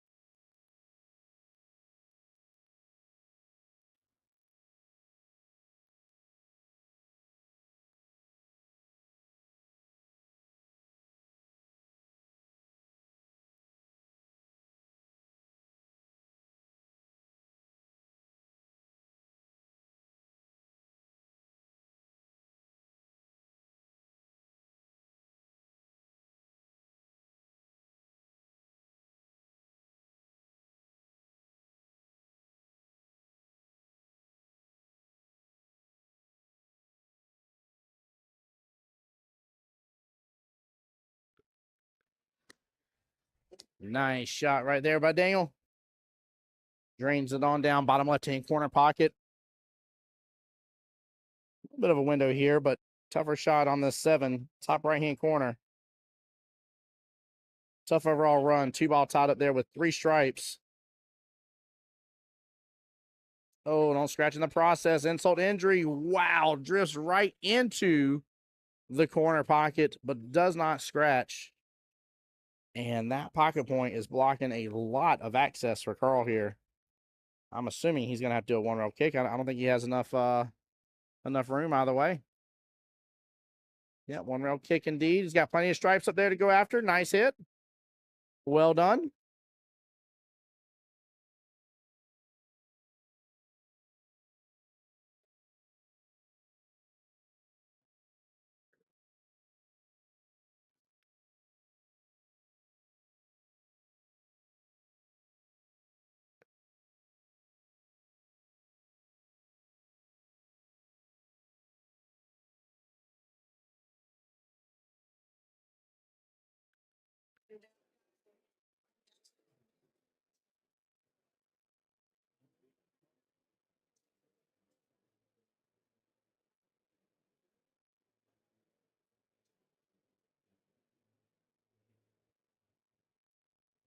All right, tables open up a little bit.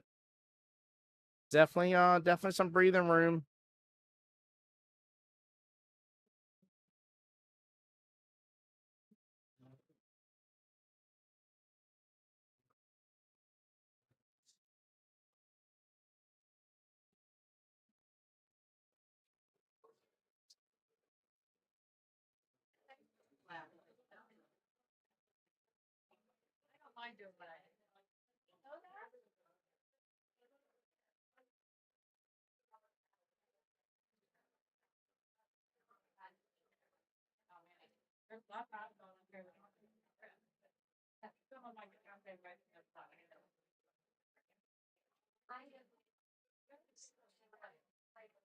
Oh no. Oh man, small miss there. Both gentlemen really not wasting any time. I almost feel like they're trying to ensure no matter what happens that it doesn't go into sudden death. They still got 25 more minutes. So we are there.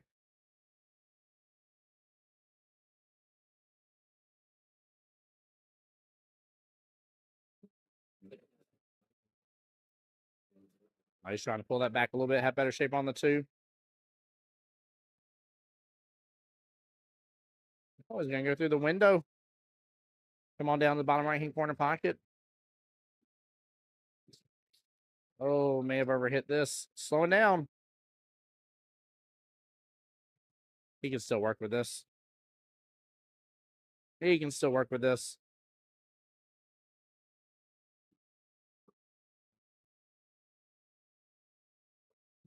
There we go. Nice stroke right there.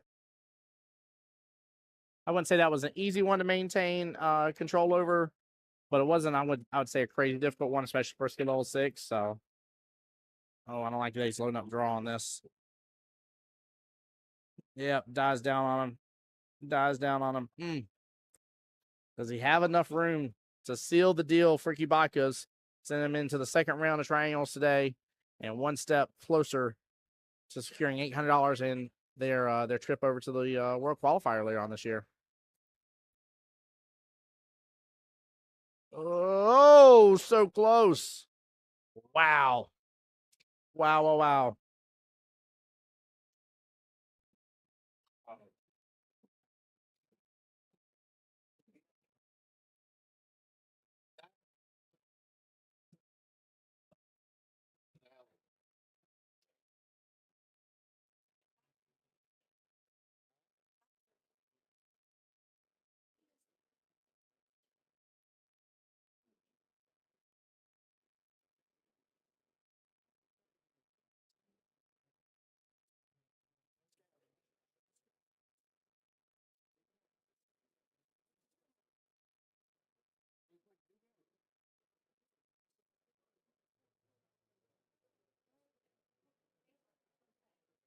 Right, this is for the victory to close us out right here.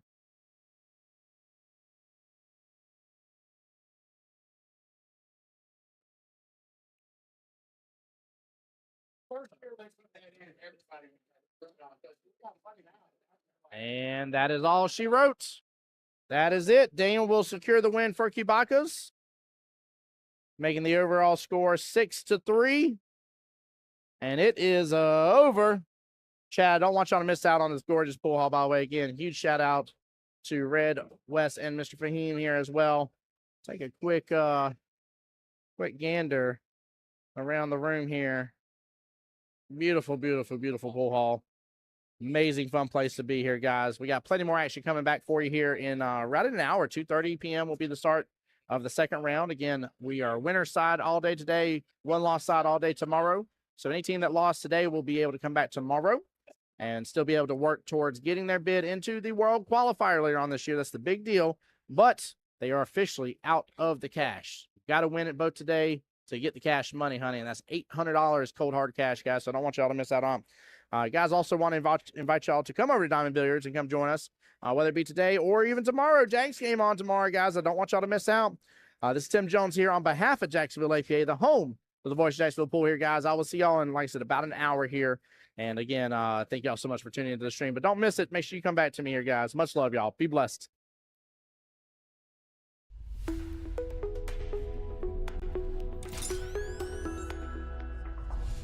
The Voice of Jacksonville Pool.